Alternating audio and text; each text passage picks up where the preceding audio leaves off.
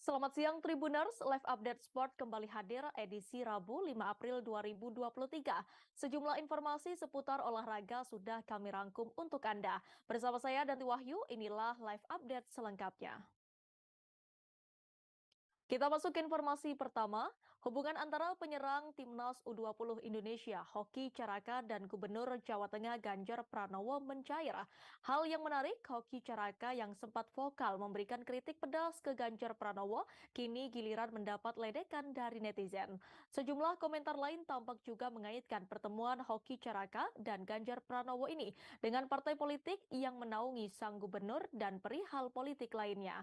Diketahui hubungan Hoki dan Caraka tampak mencair setelah keduanya bertemu langsung setelah sempat memanas perihal Piala Dunia U20 2023 di Indonesia. Ganjar Pranowo sempat secara tegas menolak tampilnya timnas Israel U20 di Piala Dunia U20 2023. Sikap Ganjar Pranowo ini menjadi satu di antara pihak yang menolak kepesertaan Israel untuk tampil di Indonesia. Banyaknya penolakan disinyalir menjadi dasar FIFA akhirnya mencoret Indonesia jadi tuan rumah di ajang tersebut. Akibatnya banyak netizen menyerang Ganjar dan Gubernur Bali Wayan Koster akibat penolakan yang mereka lakukan. Salah satu pemain skuad Garuda Nusantara yang paling vokal adalah keputusan ini Hoki Caraka. Bahkan Hoki menuliskan kekecewaannya di kolom komentar Instagram Ganjar Pranowo. Terbaru Hoki Caraka dan Ganjar Pranowo sudah bertemu secara langsung. Hoki tampak menyampaikan permintaan maaf kepada orang nomor satu di Jawa Tengah tersebut. Pertemuan ini diunggah di laman Instagram pribadinya pada Selasa 4 April 2023. Terlihat hubungan mereka sudah mulai cair, Hoki dan Ganjar sudah mulai saling tertawa. Sementara itu Ganjar Pranowo menjawab dengan harapan yang tinggi pada pemain andalan Sinteyong tersebut. Pasalnya Hoki masih muda dan memiliki karir yang panjang di masa depan. Sebelumnya opini Hoki Caraka atas pembatalan Piala Dunia U20 2023 mendapatkan respon yang beragam.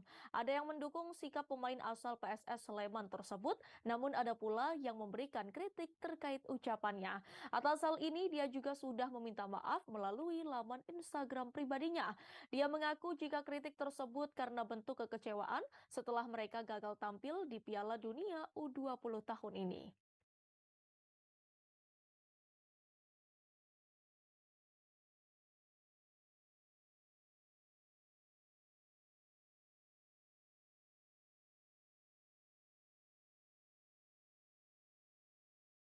Maybelline Superstay Vinyl Ink. Shake to shine and celebrate. Pigmented, shiny tanpa transfer. 18 warna dari nude hingga merah. Tahan seharian. Superstay Vinyl Ink dari Maybelline New York. Merek makeup nomor 1 di dunia. FIFA telah membatalkan penyelenggaraan Piala Dunia U20 2023 di Indonesia. Setelah pembatalan tersebut, Ketua Umum PSSI Erick Thohir bakal bertemu dengan FIFA. Wakil Ketua Umum PSSI Zainuddin Amali membeberkan agenda pertemuan Erick Thohir dengan FIFA. Erick Thohir dijadwalkan sudah bertolak ke Eropa guna menemui FIFA pada Selasa 4 April 2023. Bahkan Zainuddin sangat berharap FIFA tidak memberikan sanksi berat kepada Indonesia. Hal itu dikatakan Zainuddin kepada wartawan saat ditemui di GBK Arena Senayan, Jakarta Selatan pada Selasa 4 April 2023. Upaya itu juga dibawa Erick Thohir dengan meyakinkan bakal menjalankan transformasi sepak bola Indonesia dalam laporan blueprint yang sebelumnya juga diminta Presiden Joko Widodo. Zainuddin menuturkan bahwa dalam pertemuan dengan FIFA itu, Erick akan melakukan negosiasi lainnya. Namun untuk pencalonan Piala Dunia U17 pastinya akan lebih dulu dilihat dari sanksi yang akan dijatuhkan oleh FIFA. Sebelumnya Erick Thohir juga bersikap santai ketika disinggung mengenai batalnya Indonesia jadi tuan rumah Piala Dunia U20. Pria yang juga menjabat sebagai Menteri BUMN itu mengaku tidak marah dan menyesal dengan keputusan pahit yang diputuskan oleh FIFA. Pasca keputusan tersebut, Erick pun menegaskan bahwa dirinya hanya perlu fokus kembali menyusun langkah selanjutnya. Erick pun mengatakan Bahkan apabila hasil yang diperjuangkan olehnya nanti tidak sesuai yang diharapkan, dia pun mengaku enggan menyalahkan siapa-siapa. Pasalnya, konsekuensi itu harus diterima sebagai orang nomor satu di sepak bola Indonesia. Di sisi lain, Erik pun mengetahui bahwa publik kini kian terbelah pasca pembatalan Piala Dunia U20 2023 di Indonesia. Secara pribadi, Erik mengatakan bahwa dia berprinsip sama dengan Presiden Joko Widodo.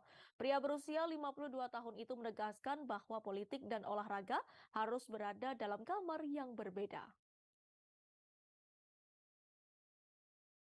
Waktu dipanggil minggu lalu ya, kan jelaskan kalian udah tahu lah.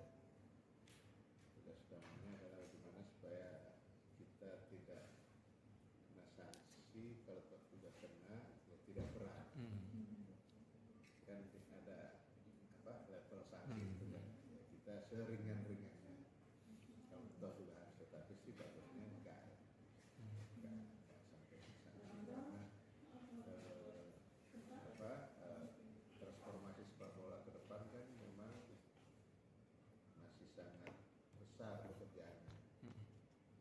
Dan ini juga Pak Ketum, Pak Erik sambil menyampaikan ini adalah perencanaan kita ke depannya. Kalau kalian sanksi terlalu berat, maka ini nggak ada yang bisa jalan. Kan dia sudah support kita di transformasi. Kan surat FIFA itu kan jelas ya.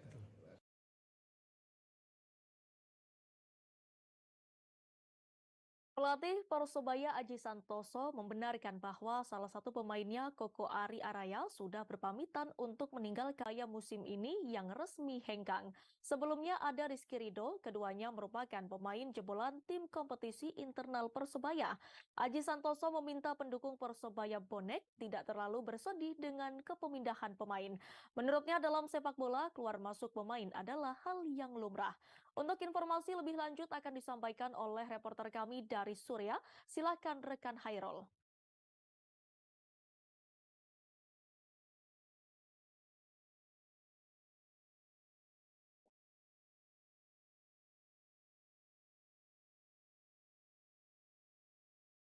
Duh, noda hitam bikin kulitku kusam. Makin gelap, banyak, dan besar. Garnier Bread Complete Vitamin C Serum. Serum vitamin C dari skincare brand nomor 1.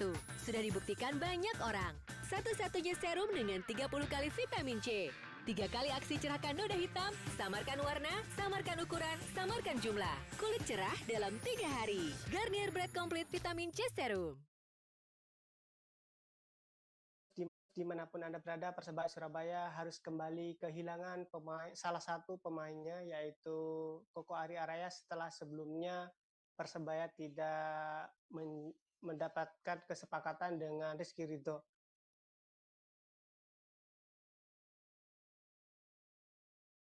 Dari jebolan tim kompetisi internal Persebaya yang juga membawa Persebaya U19 juara.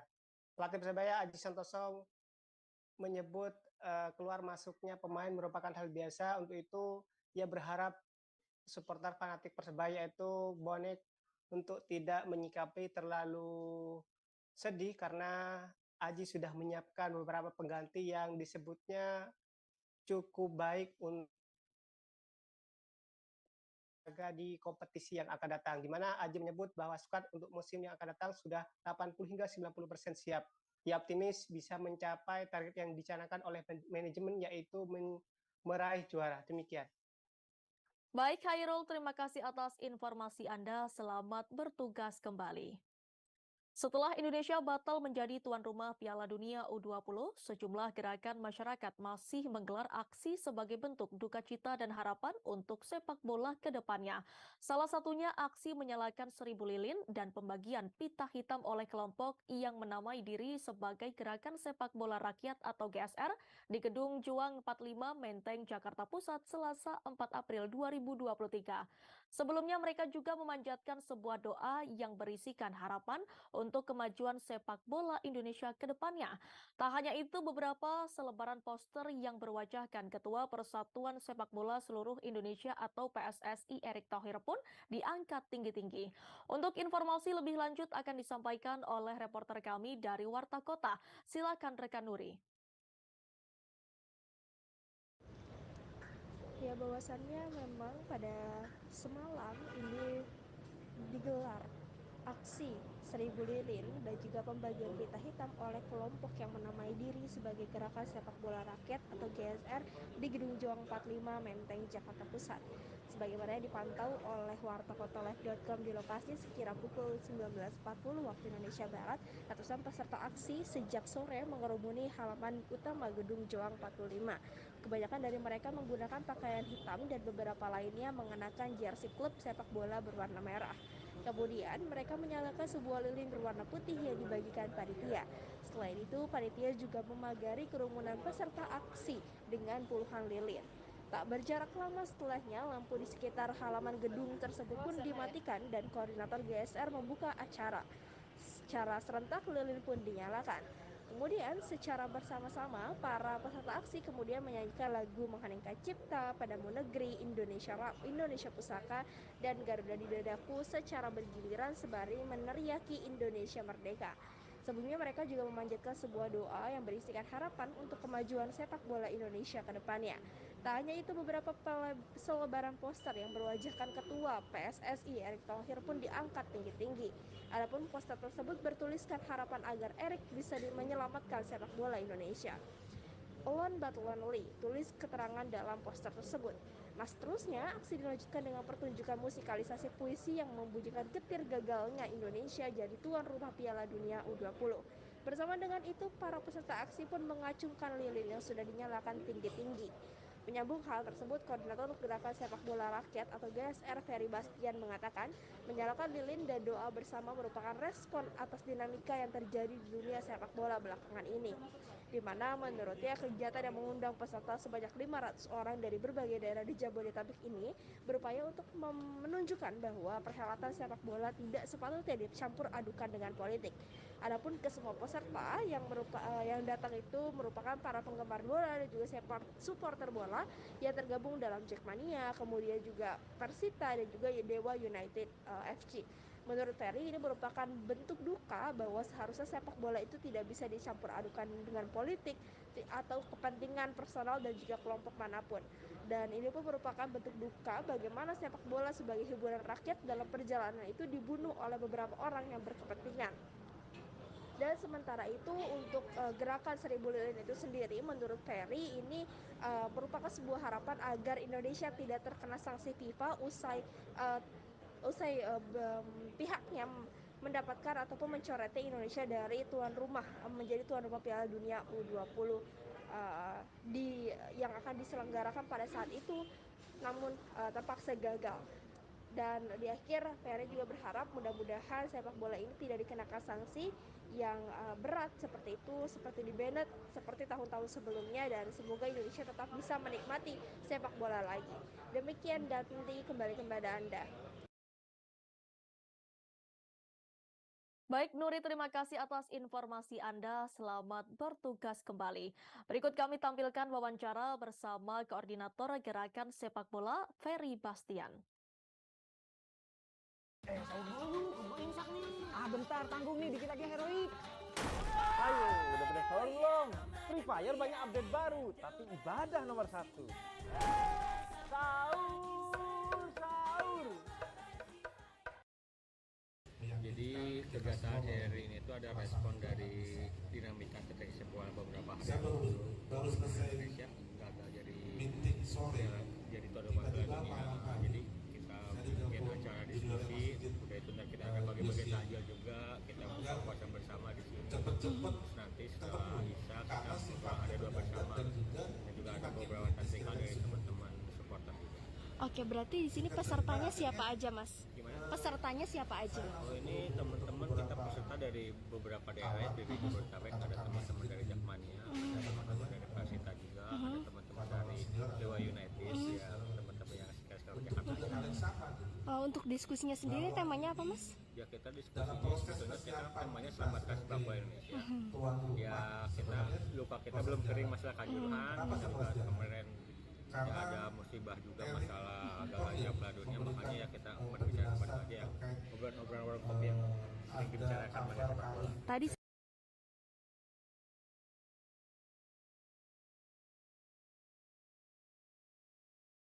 Kita beralih ke informasi lainnya, Tribuners. Seperti diketahui, PSSI saat ini dalam situasi yang tidak baik-baik saja. Bahkan Ketua Umum PSSI Erick Thohir tengah sibuk karena harus berurusan dengan Federasi Sepak Bola Internasional atau FIFA. Hak ini buntut dari batalnya Indonesia menjadi tuan rumah Piala Dunia U20 2023. Sehingga Indonesia saat ini dibayang-bayangi oleh sanksi dari FIFA. Untuk itu, agar Indonesia tak menerima sanksi berat, PSSI pun berdiskusi dengan FIFA. Erick Thohir saat ini kembali menemui Presiden FIFA Gianni Infantino yang berada di Eropa. Pertemuan ini tujuannya agar Indonesia tidak mendapatkan sanksi berat dari FIFA. Saat Ketum PSSI Erick Thohir masih berjuang, Menpora pun mengaku siap memberikan dukungan kepada PSSI. Sambil menunggu hasil dari pertemuan Ketum PSSI dan FIFA itu, Dito Aryo Tejo mengaku siap mendukung program-program PSSI. Pria yang juga menjabat sebagai Chairman Rans Nusantara itu mengaku akan mendukung semua program yang dirancangkan PSSI. Tentu saja dukungan siap diberikan demi membuat sepak bola Indonesia lebih maju lagi. Hal itu dikatakan Dito saat ditemui awak media di Kemenpora Senayan, Jakarta pada Selasa 4 April 2023. Di bawah pimpinan Erick Thohir, Menpora pun percaya transformasi sepak bola Indonesia bakal bisa terwujud. Politisi Golkar itu pun menekankan pihaknya akan mendukung PSSI yang memang bertekad mengembangkan sepak bola tanah air. Untuk Erick Thohir sendiri telah bertolak ke Eropa menemui FIFA pada Selasa 4 April 2023 malam. Dalam pertemuan tersebut, Erick Thohir dikabarkan bakal melaporkan blueprint transformasi sepak bola Indonesia. Selain itu, negosiasi dilakukan agar Indonesia tak terkena sanksi. Sementara itu, Dito pun masih enggan berbicara banyak saat ditanya terkait apakah Indonesia bakal mencalonkan diri sebagai tuan rumah Piala Dunia U17. Sebagaimana diketahui, Peru telah mengundurkan diri sebagai tim tuan rumah Piala Dunia U17 2023 karena pemerintah tak dalam kondisi siap. Peru sebelumnya dilanda bencana dan pemerintah lebih memilih untuk memanfaatkan dana anggaran Piala Dunia U17 itu bisa dialihkan sebagai dana pembangunan. Untuk itu, Peru pun telah dicoret oleh FIFA dan pastinya federasi akan mencari penggantinya. Saat ditanya terkait hal ini, Dito mengaku akan mendengar lebih dulu dari hasil PSSI dan FIFA nantinya. Mas Dito, untuk sepak bola sendiri kan kita tahu lagi ada permasalahan yang ada. Sebagai menteri nanti apa yang kinerja Mas Dito untuk sepak bola kita ini? Untuk sepak bola kita pasti akan mendorong pendukung PSSI apa yang sudah disampaikan programnya akan mendukung. Saat ini PSSI sedang dalam perjalanan menuju FIFA, jadi kita akan menghasilkan apapun keputusannya kita akan mendukung.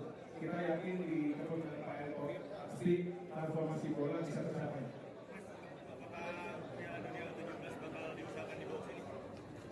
Itu nanti lebih baik kita menunggu hasil pertemuan dengan FIFA. Mas Dito.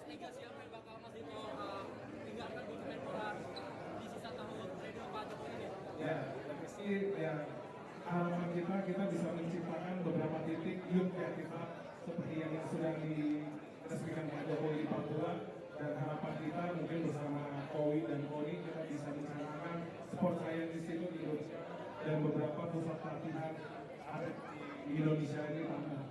Ya semoga itu bisa tercapai, waktu yang sempit, jadi yang penting kita ngebut dulu.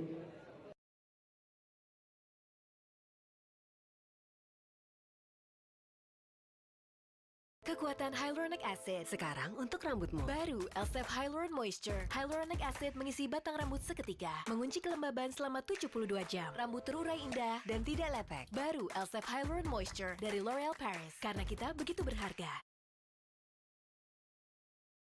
Klub Liga Arab Saudi Al Hilal dikabarkan telah menyodorkan tawaran resmi kepada mega bintang Paris Saint-Germain asal Argentina Lionel Messi.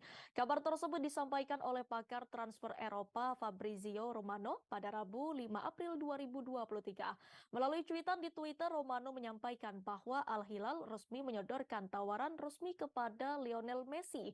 Nilai yang ditawarkan Al Hilal tak main-main.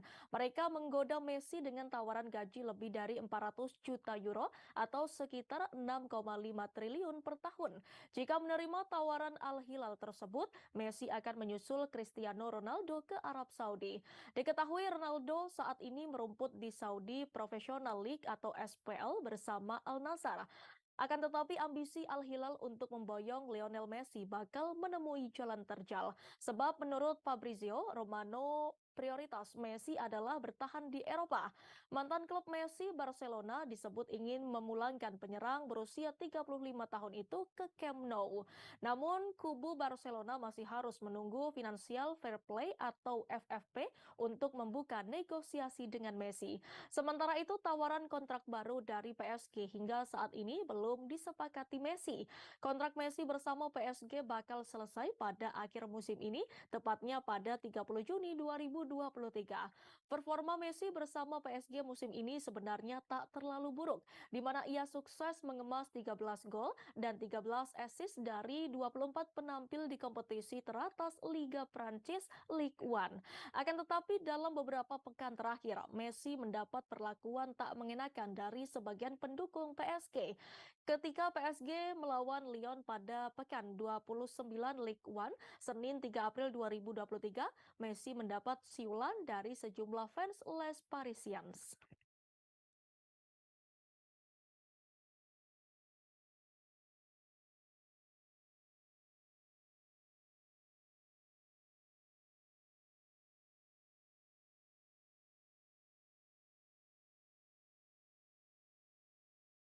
Informasi tadi sekaligus menutup perjumpaan kita di live update sport pemirsa. Namun setelah jeda pariwara berikut, saya masih akan menemani Anda dalam program live update seleb.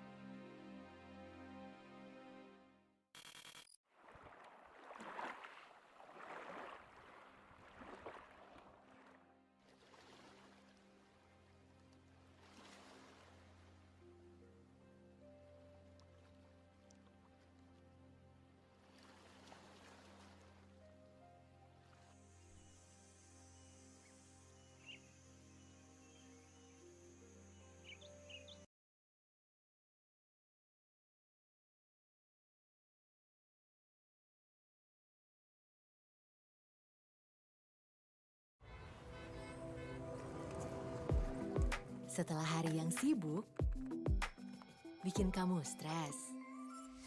Saatnya relax your mind dengan Biore.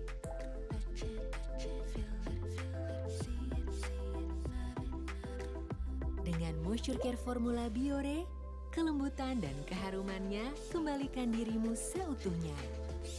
Biore, love your skin, relax your mind.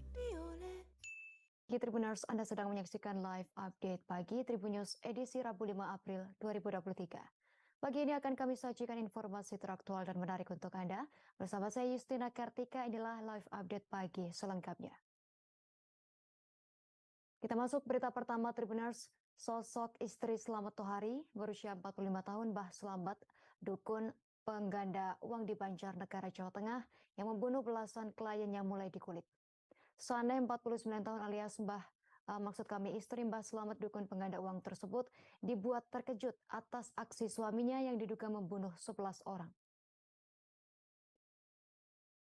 Saneh mengungkapkan selama 25 tahun menikah dengan Mbah Slamet, Saneh mengetahui suaminya bekerja serabutan, namun ia mengaku tak tahu menau terkait profesi dukun pengganda uang. Bahkan Saneh mengaku sudah 1 tahun lamanya ditelantarkan oleh Mbah Slamet. Saneh berujar suaminya kerap kedatangan tamu ke rumah. Sayangnya ia tak tahu siapa tamu tersebut dan maksud kedatangannya menemui Mbah Slamet. Ia juga kerap memergoki suaminya menjalankan ritual di dalam ruangan depan rumah. Namun demikian Saneh pun tak tahu ritual apa yang dilakukan oleh sang suami. Saneh menceritakan bahwa ia dan Mbah Slamet terakhir bertemu pada awal bulan Ramadan. Sang suami pergi entah kemana dan hanya pulang ke rumah sebentar. Ia mengaku sudah setahun terakhir suaminya jarang pulang ke rumah. Saneh menyebut hal tersebut terjadi setelah Mbah Slamet mengenal PS, promotor dukun pengganda uang.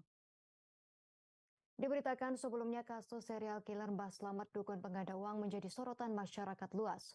Slamet mengaku memiliki kemampuan untuk menggandakan uang 70 juta menjadi 5 miliar rupiah. Kasus ini terungkap dari adanya laporan orang hilang berinisial PO pada Senin 27 Maret 2023 lalu. Sebelum hilang, PO sempat mengirim WhatsApp kepada keluarga untuk datang ke rumah Mbah Slamet jika tak pulang. Rupanya PO bukanlah korban pertama. Polisi menemukan 10 mayat yang diduga korban Mbah Slamet. Dalam kasus ini, Mbah Slamet disangkakan pasal 340 KUHP tentang pembunuhan berencana dengan ancaman hukuman mati dan seumur hidup.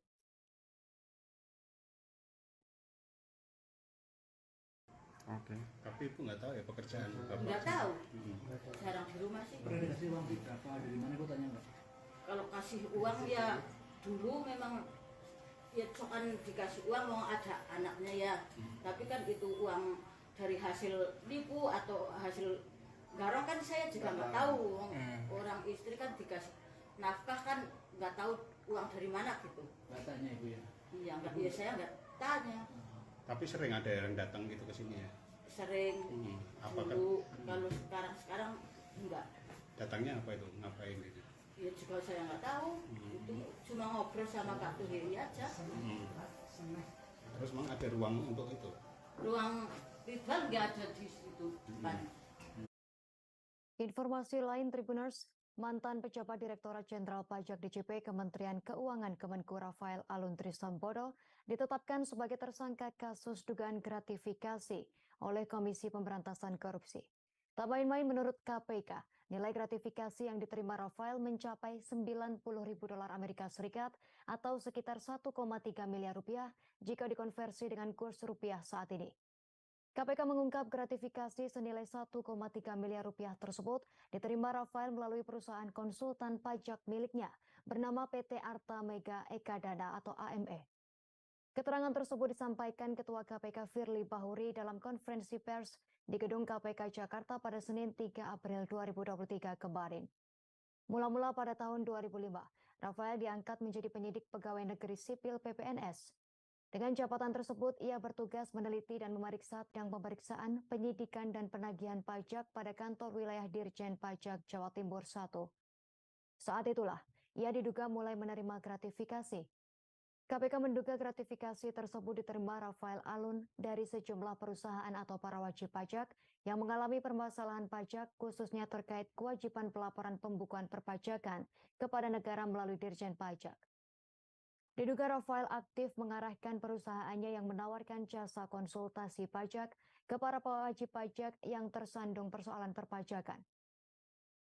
Dengan modus tersebut, menurut KPK, Rafael Alun menerima gratifikasi selama belasan tahun dengan nilai total 1,3 miliar rupiah. Namun demikian, sumber gratifikasi Rafael diduga tak hanya dari perusahaannya. Nilai total gratifikasi yang diterima Rafael Alun diduga mencapai puluhan miliar rupiah. Jumlah tersebut mengacu pada isi safe deposit box SDB senilai 32,2 miliar rupiah yang kini telah diblokir Pusat Pelaporan dan Analisis Transaksi Keuangan PPATK. KPK pun telah mengamankan uang senilai 32,2 miliar rupiah yang tersimpan dalam SDB tersebut pada salah satu bank. Uang puluhan miliar tersebut berbentuk pecahan dolar Amerika Serikat, dolar Singapura, dan euro. Selain itu, KPK juga telah menyita sejumlah barang mewah dalam operasi penggeledahan kediaman Rafael di perumahan Simpruk Golf, Jakarta Selatan pada Senin 27 Maret lalu. Dari upaya paksa itu, tim penyidik mengamankan 2 dompet, 1 ikat pinggang, 1 jam tangan, 68 tas bermerek mewah, 29 perhiasan, dan 1 sepeda. Atas kasus yang menjeratnya, Rafael ditahan di rumah tahanan rutan KPK di Gedung Merah Putih, Jakarta. Penahanan berlangsung selama 20 hari pertama, yakni 3 hingga 22 April 2023. KPK khawatir mantan pejabat DJP Kemenku tersebut melarikan diri jika tak ditahan pasca ditetapkan sebagai tersangka.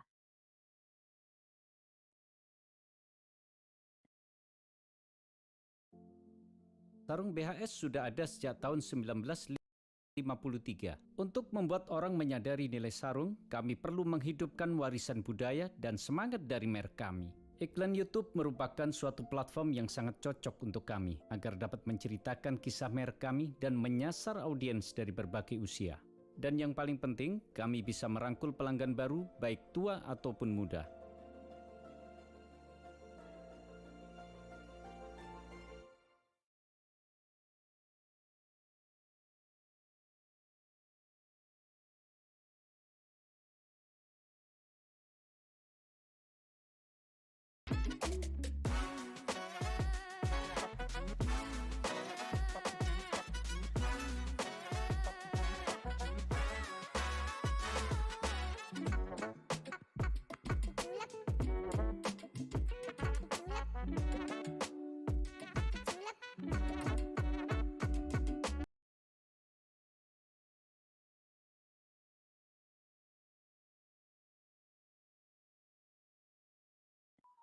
Di tahun 2011, RAT diangkat dalam jabatan selaku Kepala Bidang Pemeriksaan, Penyidikan, dan Penagihan Pajak pada kantor wilayah Direktorat Jenderal Pajak Jawa Timur I.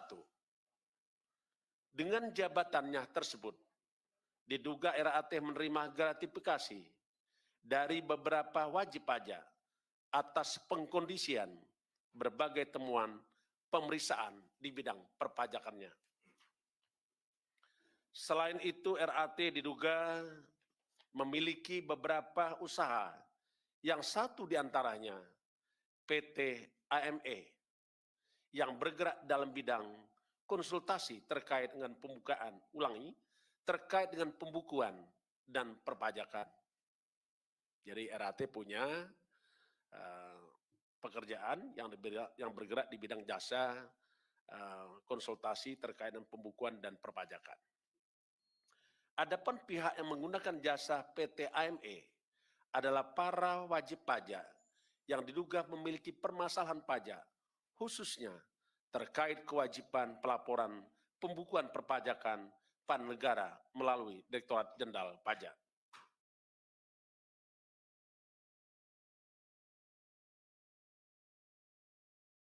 Gaya memelas yang ditunjukkan oleh tersangka dugaan gratifikasi Rafael Alun Trisambodo disebut sebagai upaya mengaburkan perhatian penyidik dalam proses pemeriksaan.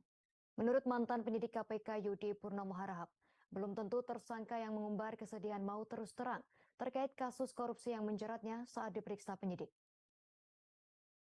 Hal tersebut diungkapkan Yudi Purnomo Harahap melalui cuitannya di akun Twitter pada Selasa 4 April 2023. Sebelum ditahan, Rafael dan istrinya sempat melakukan wawancara bersama sejumlah media massa. Saat itu mantan pejabat di Direktorat Jenderal Pajak tersebut dan istrinya menangis menceritakan kondisi kehidupan mereka setelah terjerat kasus gratifikasi tersebut. Menurut Yudi, taktik untuk mencari simpati yang dilakukan oleh para tersangka korupsi hanya untuk menunda pemeriksaan. Akan tetapi menurut pengalaman Yudi, penyidik tak bakal mudah luluh dengan sikap para tersangka korupsi tersebut. Yudi menuturkan koruptor kerap jual air mata saat diperiksa oleh KPK. Biasanya mereka menangis menceritakan kesedihan sang keluarga, istri dan anak mereka. Biasanya secara profesional penyidik hanya mendengarkan saja curhatan tersebut dan tetap melakukan penyidikan. Dikatakan Yudi, awalnya penyidik KPK berpikir bahwa tangisan tersebut bisa membuat koruptor membongkar kasus korupsi. Namun nyatanya, yang sudah-sudah biasanya mereka ternyata hanya mencari empati dari air mata tersebut, di mana para pelaku biasanya mengaku dijebak dan sebagainya. Maka dari itu Yudi berujar penyidik sudah sangat biasa melihat para koruptor menangis saat diperiksa. Mereka juga paham bahwa hal itu hanya mencari simpati agar BAP tak berlanjut. Adapun empati yang diberikan hanya sebatas memberikan tisu kepada koruptor yang menangis saat diperiksa.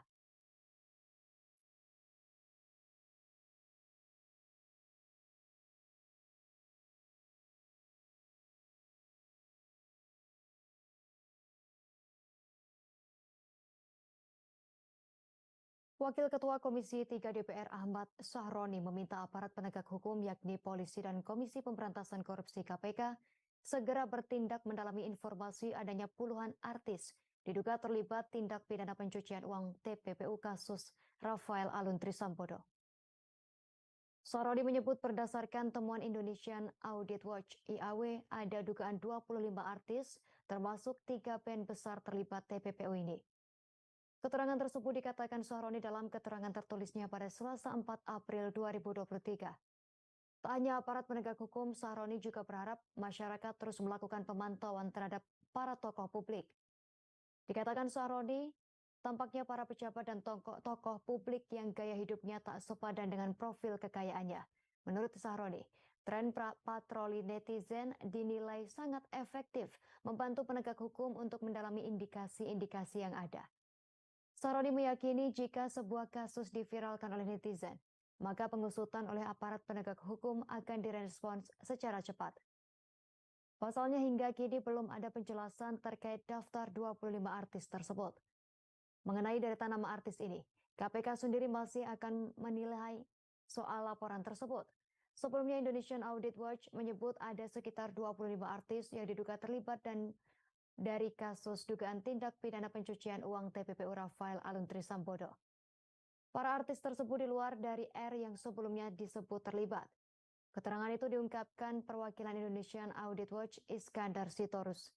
Hanya saja Iskandar masih enggan menyebut siapa saja artis yang ada dalam daftar tersebut. Sama halnya dengan artis terkenal berinisial R yang disebutkan sebelumnya juga masih menjadi misteri. Inisial R yang merupakan publik figur, terkenal dan orang kaya baru disebut terlibat dalam kasus TPPU Rafael Alun.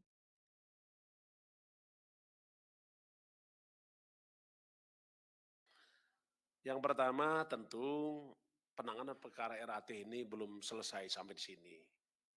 Kita masih perlu bekerja keras untuk melakukan pemeriksaan terhadap setiap pihak, apakah itu korporasi, apakah itu orang-orang per orang, yang ada hubungannya dengan saudara RAT. Tentu nanti kita akan lakukan pemeriksaan, pemanggilan terhadap para pihak tersebut.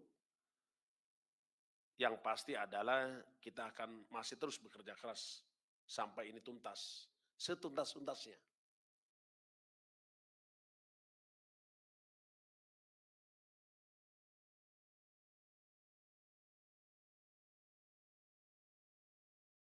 Sky High Waterproof Mascara dari Maybelline New York. Maskara viral dari Amerika. Ekstra panjang dan tebal, tak perlu bulu mata palsu. Sky High Waterproof Mascara dari Maybelline New York.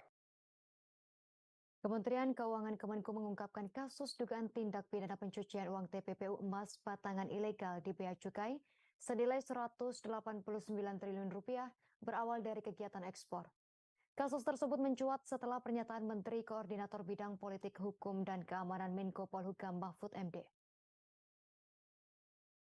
Mahfud mengungkapkan hal tersebut saat melakukan rapat dengar pendapat umum RDPU bersama Komisi 3 DPR dan Komite Nasional Pencegahan dan Pemberantasan TPPU pada Rabu 29 Maret 2023 lalu.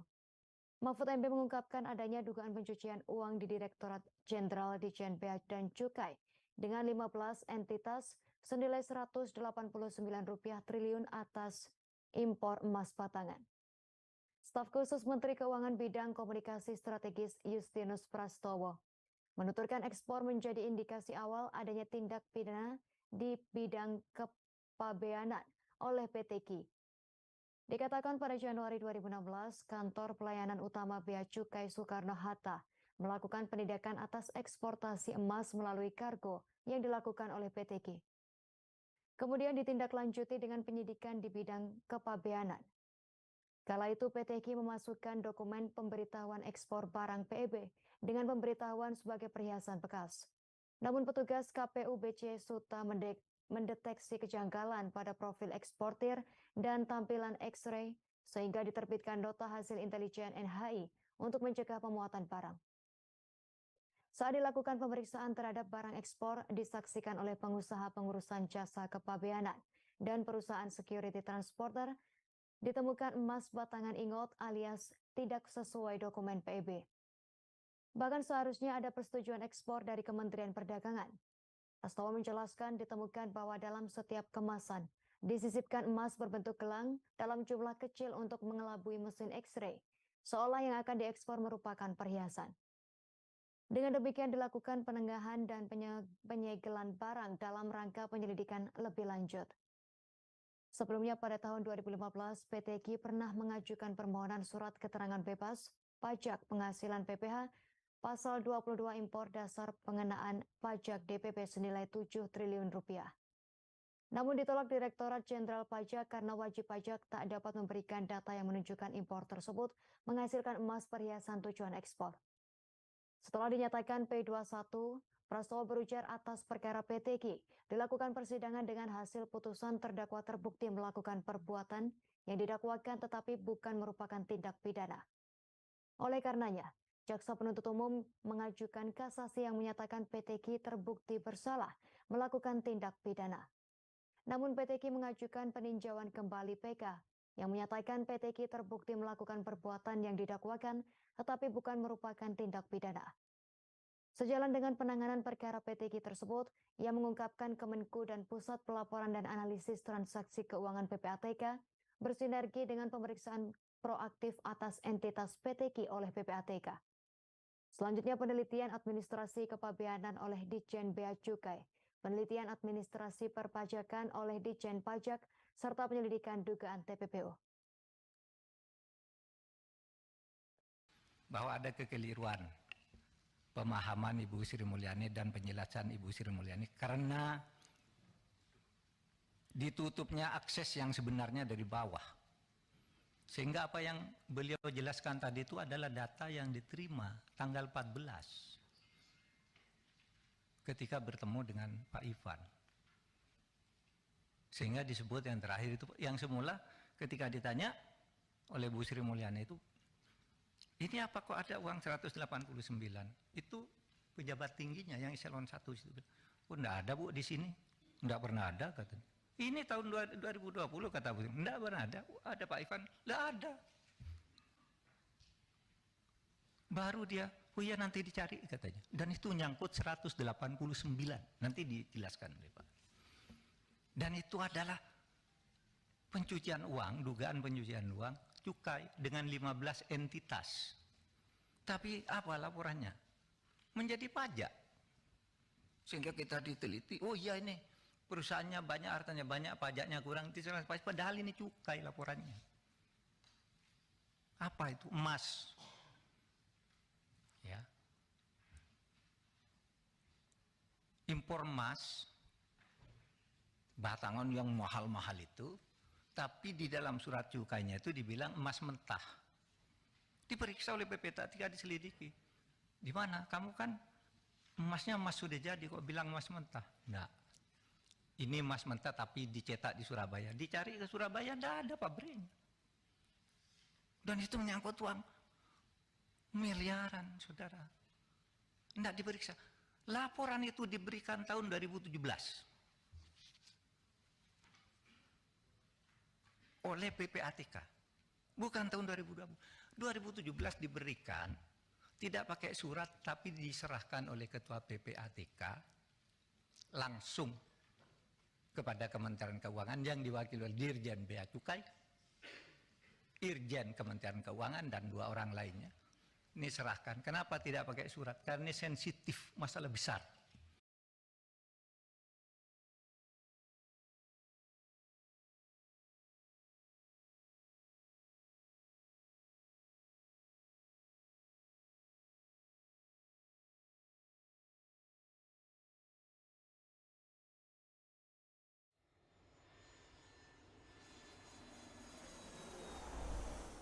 Penumpang cantik, selamat datang di penerbangan menuju wajah mulus sehat bebas masalah.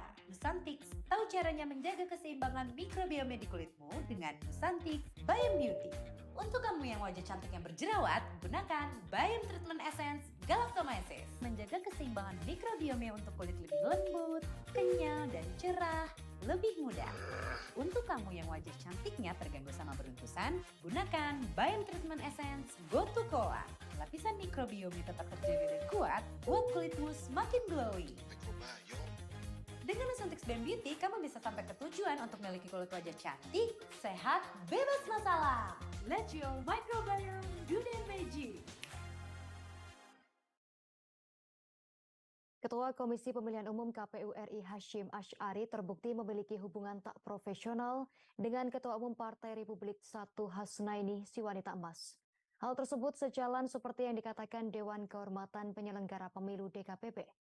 Hubungan tersebut terkuak dari percakapan pribadi antar keduanya yang menjadi bukti dalam sidang pemeriksaan dugaan pelanggaran kode etik penyelenggara pemilu KIPP di kantor DKPP Jakarta pada Senin 3 April 2023 kemarin.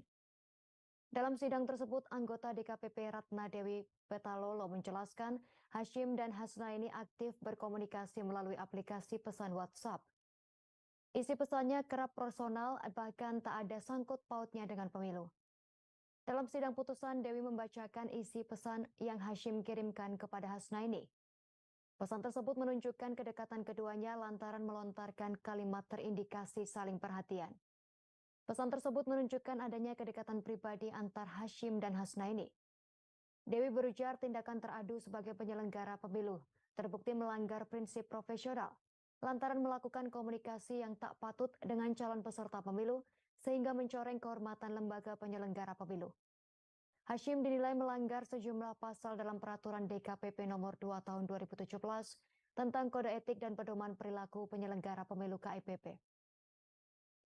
Berdasarkan uraian fakta tersebut, DKPP menilai tindakan Hashim sebagai penyelenggara pemilu terbukti melanggar prinsip profesional dengan melakukan komunikasi yang tak patut dengan calon peserta pemilu, sehingga mencoreng kehormatan lembaga penyelenggara. Dalam sidang putusan ini, Hashim dijatuhi sanksi peringatan keras terakhir oleh DKPP.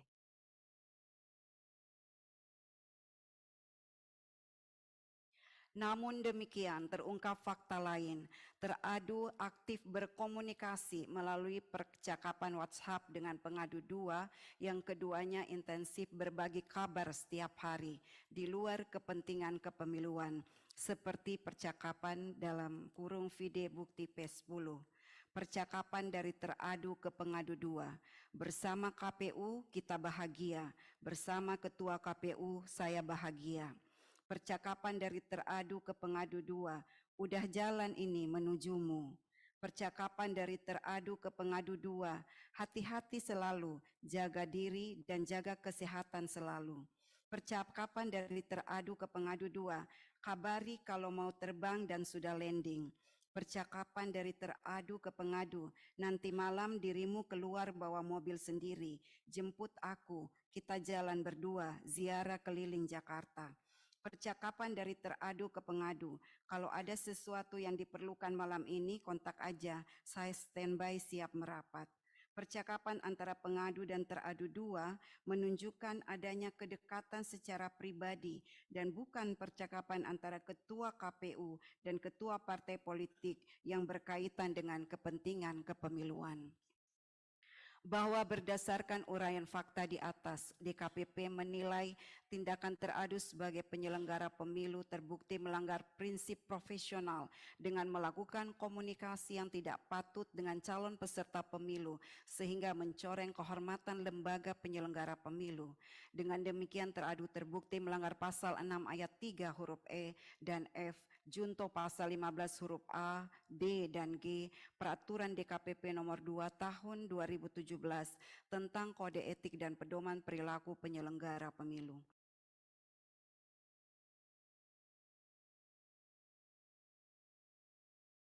Kepala Otorita Ibu Kota Nusantara IKN Bambang Susantono menyampaikan curahan hatinya bahwa dirinya baru mendapatkan gaji setelah 11 bulan bekerja untuk Otorita IKN. Bahkan para karyawan Otorita IKN belum digaji selama berbulan-bulan, lantaran masih menunggu peraturan Presiden Perpres tentang hak keuangan eselon 1. Hal tersebut terkuak dalam rapat dengar pendapat antar Komisi 2 DPR dan Otorita IKN di Gedung DPR Senayan, Jakarta Pusat pada Senin 3 April 2023. Mulanya anggota Komisi 2 DPR fraksi PDIP Ihsan Yunus mengonfirmasi isu kepada Bambang. Hal tersebut terkait apakah benar ada karyawan Otorita IKN yang tak digaji padahal sudah lama bekerja. Ihsan berpendapat itu adalah hal yang zalim apabila betul para karyawan tak mendapatkan gaji. Ihsan mengatakan anggota Komisi 2 DPR fraksi PAN Gus Pardi Gaus yang ia sebut sebagai ustadz pernah mengajarkan bahwa para pekerja harus dibayar gajinya sebelum keringat mengering. Maka dari itu Ihsan menuturkan haram hukumnya apabila menunda pembayaran gaji karyawan. Ihsan mendesak Bambang agar para karyawan otorita IKN bisa dibayarkan gajinya. Lantas Bambang selaku kepala otorita IKN memberikan jawaban yang mengagetkan. Bambang mengakui bahwa ada karyawan otorita IKN yang belum dibayarkan gajinya selama berbulan-bulan. Sebab mereka harus menunggu perpres tentang hal keuangan. Bambang mengatakan dirinya dan wakil kepala otorita IKN Dodi Rahajom baru mendapatkan gaji setelah 11 bulan bekerja. Namun Bambang memastikan persoalan tersebut sudah dibahas. Untuk itu Bambang memuji para karyawannya yang sangat tangguh meski belum mendapat gaji selama berbulan-bulan. Ia menyebutkan karyawan otorita IKN tetap bekerja dengan semangat.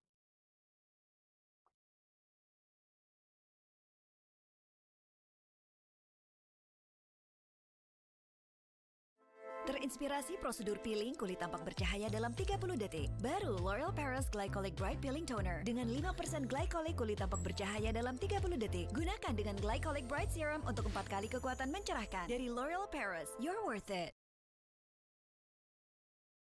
Saya ingin mengkonfirmasi tadi sebetulnya tentang apakah ada yang belum dibayar, Pak. Ya, kami harus jujur menyatakan bahwa kami masih menunggu Perpres tentang hak keuangan eselon 1 dan turunannya pada saat ini. Ya. Kalau boleh jujur juga, saya dan Pak Doni juga butuh waktu 11 bulan hingga kami mendapatkan salary. Gitu. Jadi ya sudah dibahas ini yang hak keuangan untuk pejabat eselon 1 ke bawah ini di Menko Polhukam, Ibu sekalian, dan ini meluncur ke Presiden sekarang, begitu. Jadi ini teman-teman saya ini merupakan teman-teman yang tangguh, Ibu sekalian. Jadi ya demikianlah kondisinya, begitu ya. Dan mereka juga tetap bekerja dengan semangat, gitu ya. Tapi tentu saja kami juga melakukan langkah-langkah agar ini bisa dipercepat, Ibu sekalian. Ya. Tentang kantor, Ibu sekalian, apakah kami hadir di lapangan? Iya, kami sekarang memiliki 3 kantor di Jakarta, di Menara Mandiri, kemudian di Balikpapan kami punya kantor, dan di lapangan, Ibu sekalian. Jadi ada 1 lantai di. Ketua DPP PDIP Puan Maharani meminta agar semua pihak tak saling menyalahkan terkait gagalnya Indonesia menjadi tuan rumah Piala Dunia U20 2023.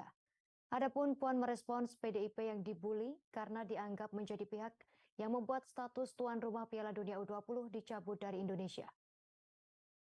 Hal tersebut diungkapkan Puan saat ditemui di gedung DPR Senayan, Jakarta Pusat pada Selasa 4 April 2023. Puan mengatakan lebih baik gagalnya Indonesia menjadi tuan rumah Piala Dunia U20 2023 dijadikan pembelajaran saja. Dengan demikian dalam ajang event internasional selanjutnya, maka Indonesia bisa mempersiapkan segalanya sebaik mungkin. Sementara itu Puan mengaku sedih dan kecewa atas pencabutan status yang FIFA lakukan tersebut. Ia meyakini gagalnya Indonesia menjadi tuan rumah Piala Dunia U20 bukan karena beda pendapat.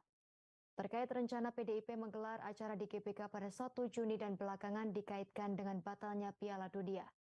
Puan menyatakan acara PDIP tersebut tak ada hubungannya dengan upaya menggagalkan Piala Dunia.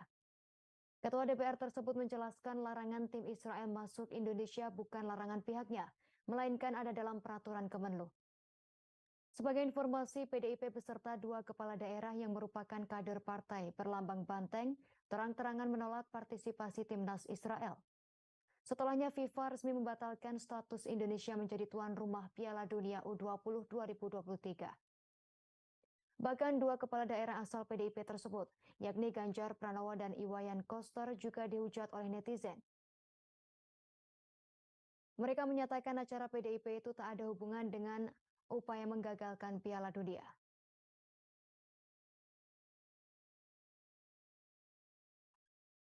Waduh, serem banget kalau menggagalkan. Kami sedih dan kecewa akhirnya U20 tidak bisa dilaksanakan di Indonesia, dan hal tersebut tentu saja terjadi bukan karena adanya perbedaan pendapat, tapi yang harus dilihat bahwa memang dalam aturan yang ada dalam Kementerian Luar Negeri menyatakan bahwa kita tidak mempunyai hubungan dengan Israel.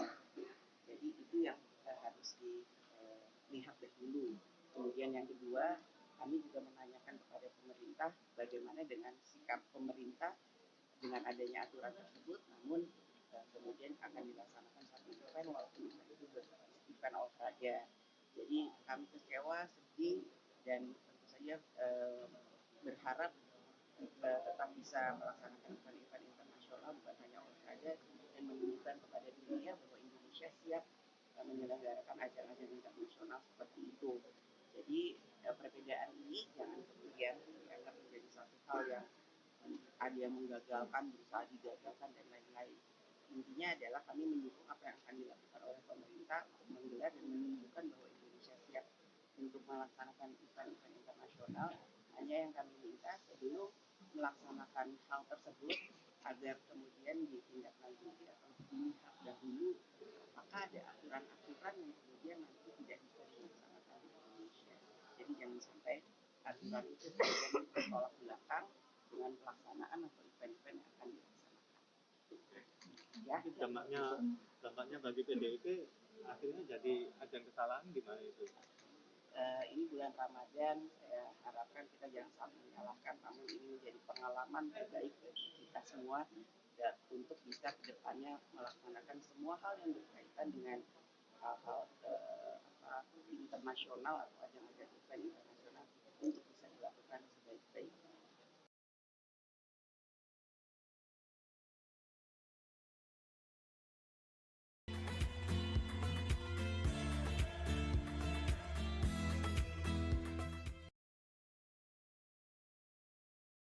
Seorang tahanan Polres Pelabuhan Belawan, Kota Medan tewas saat melarikan diri dalam perjalanan diantar ke rutan Labuan Deli. Tempatnya ditahan pada Senin 4 April 2023. Pria bernama Adi Putranduru tersebut kabur saat mobil yang mengantarnya terjebak macet di jalan. Dikutip dari Tribun Medan, ketika Putra melarikan diri, terdengar suara letusan senjata api dari petugas Polres Pelabuhan Belawan. Belum tahu pasti apakah tembakan tersebut sengaja diarahkan ke Putra atau tidak. Namun Putra yang sempat melarikan diri ke atap rumah warga jatuh dalam kondisi bersimbah darah. Menurut informasi yang diperoleh Tribun Medan, kejadian tersebut bermula saat Putra hendak diantarkan oleh petugas ke rutan Labuan Deli menumpangi mobil Toyota Avanza. Kemudian di perjalanan petugas sempat berhenti di Jalan Lingkar Pelabuhan Belawan karena situasi lalu lintas sempat macet. Di saat macet itu, Putra nekat kabur dengan kondisi tangan terborgol. Putra melarikan diri di pemukiman warga di lingkungan 37 Kelurahan Belawan 2, Kecamatan Medan Belawan, Kota Medan. Di lokasi tersebut, Putra naik ke atap rumah warga. Tak lama berselang terdengar suara letusan senjata api. Putra pun jatuh dari atas atap dengan kondisi bersimbah darah. Petugas kemudian meringkus Putra dan berusaha menyelamatkan nyawanya. Naas, setelah mendapat pertolongan dari warga Gang Rukun lingkungan 43 Kelurahan Belawan 2 Kecamatan Medan Belawan Kota Medan ini meninggal dunia. Kapolres Pelabuhan Belawan AKBP Joshua Tampu Polon belum bisa dimintai keterangannya sebab Joshua masih berada di rumah duka menemui keluarga Putra.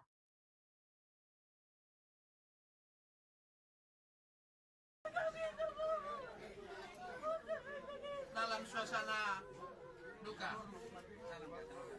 Oleh sebab itu, nanti ada beberapa acara yang kita lakukan pada malam hari ini. Yang pertama adalah pengantar dari kami dari pihak keluarga bahwa anak kita, saudara kita, Adi Putranduru sudah meninggalkan kita beberapa waktu yang lalu. Oleh sebab itu, apapun yang terjadi, tetap kita kembalikan kepada Yang Kuasa. Maka kami coba memandu acara kita pada malam hari ini. Yang pertama adalah pengantar dari kami.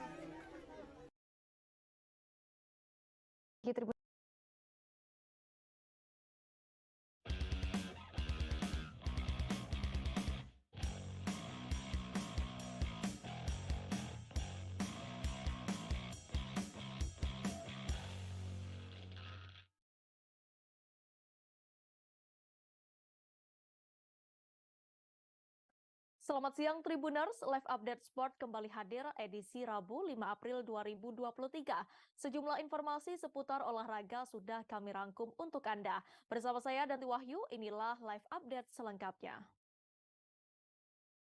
Kita masuk ke informasi pertama, hubungan antara penyerang Timnas U20 Indonesia, Hoki Caraka dan Gubernur Jawa Tengah Ganjar Pranowo mencair. Hal yang menarik, Hoki Caraka yang sempat vokal memberikan kritik pedas ke Ganjar Pranowo, kini giliran mendapat ledekan dari netizen.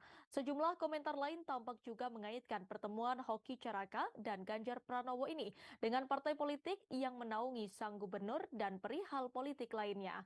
Diketahui hubungan Hoki dan Caraka tampak mencair setelah keduanya bertemu langsung setelah sempat memanas perihal Piala Dunia U20 2023 di Indonesia.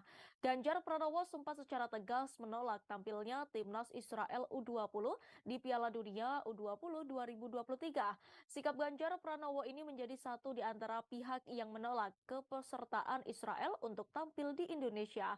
Banyaknya penolakan disinyalir menjadi dasar FIFA akhirnya mencoret Indonesia jadi tuan rumah di ajang tersebut. Akibatnya banyak netizen menyerang Ganjar dan Gubernur Bali Wayan Koster akibat penolakan yang mereka lakukan. Salah satu pemain skuad Garuda Nusantara yang paling vokal adalah keputusan ini Hoki Caraka. Bahkan Hoki menuliskan kekecewaannya di kolom komentar Instagram Ganjar Pranowo. Terbaru Hoki Caraka dan Ganjar Pranowo sudah bertemu secara langsung. Hoki tampak menyampaikan permintaan maaf kepada orang nomor 1 di Jawa Tengah tersebut. Pertemuan ini diunggah di laman Instagram pribadinya pada Selasa 4 April 2023. Terlihat hubungan mereka sudah mulai cair, Hoki dan Ganjar sudah mulai saling tertawa. Sementara itu Ganjar Pranowo menjawab dengan harapan yang tinggi pada pemain andalan Sinteyong tersebut.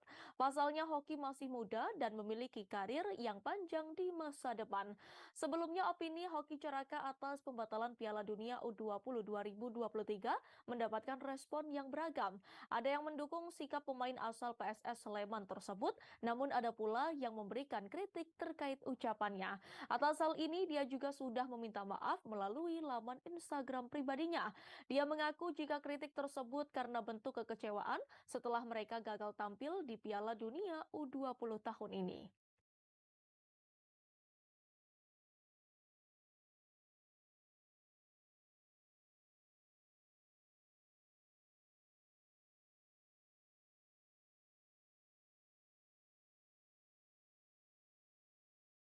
FIFA telah membatalkan penyelenggaraan Piala Dunia U20 2023 di Indonesia.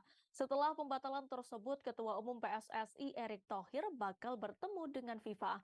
Wakil Ketua Umum PSSI Zainuddin Amali membeberkan agenda pertemuan Erick Thohir dengan FIFA. Erick Thohir dijadwalkan sudah bertolak ke Eropa guna menemui FIFA pada Selasa 4 April 2023. Bahkan Zainuddin sangat berharap FIFA tidak memberikan sanksi berat kepada Indonesia. Hal itu dikatakan Zainuddin kepada wartawan saat ditemui di GBK Arena Senayan, Jakarta Selatan pada Selasa 4 April 2023. Upaya itu juga dibawa Erick Thohir dengan meyakinkan bakal menjalankan transformasi sepak bola Indonesia dalam laporan blueprint yang sebelumnya juga diminta Presiden Joko Widodo. Zainuddin menuturkan bahwa dalam pertemuan dengan FIFA itu, Erick akan melakukan negosiasi lainnya. Namun untuk pencalonan Piala Dunia U17 pastinya akan lebih dulu dilihat dari sanksi yang akan dijatuhkan oleh FIFA. Sebelumnya Erick Thohir juga bersikap santai ketika disinggung mengenai batalnya Indonesia jadi tuan rumah Piala Dunia U20. Pria yang juga menjabat sebagai Menteri BUMN itu mengaku tidak marah dan menyesal dengan keputusan pahit yang diputuskan oleh FIFA. Pasca keputusan tersebut, Erick pun menegaskan bahwa dirinya hanya perlu fokus kembali menyusun langkah selanjutnya. Erick pun mengatakan apabila hasil yang diperjuangkan olehnya nanti tidak sesuai yang diharapkan, dia pun mengaku enggan menyalahkan siapa-siapa. Pasalnya konsekuensi itu harus diterima sebagai orang nomor 1 di sepak bola Indonesia. Di sisi lain, Erick pun mengetahui bahwa publik kini kian terbelah pasca pembatalan Piala Dunia U20 2023 di Indonesia. Secara pribadi, Erick mengatakan bahwa dia berprinsip sama dengan Presiden Joko Widodo. Pria berusia 52 tahun itu menegaskan bahwa politik dan olahraga harus berada dalam kamar yang berbeda.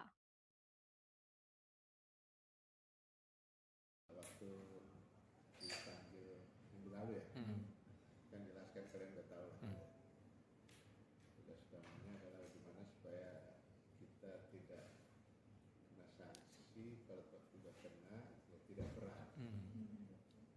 Kan ada level sanksi itu kan, ya, kita seringan-ringannya. Kalau toh juga harus, tetapi sih bagusnya enggak sampai sanksi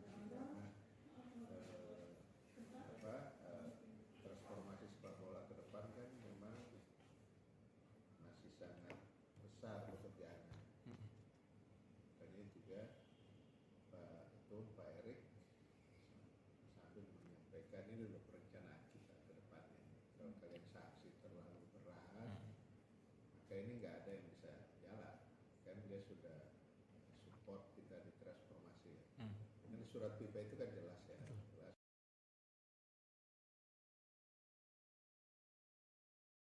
Pelatih Persebaya Aji Santoso membenarkan bahwa salah satu pemainnya Koko Ari Araya sudah berpamitan untuk meninggalkan Persebaya.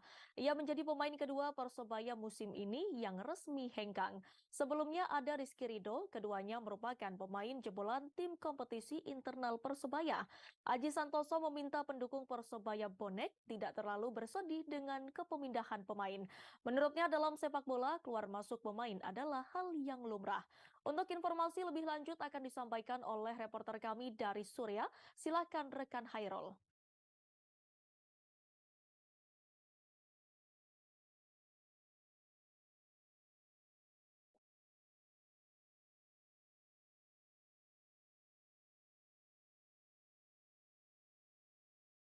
Dimanapun Anda berada, Persebaya Surabaya harus kembali kehilangan salah satu pemainnya, yaitu Koko Ari Araya, setelah sebelumnya Persebaya tidak mendapatkan kesepakatan dengan Rizky Ridho.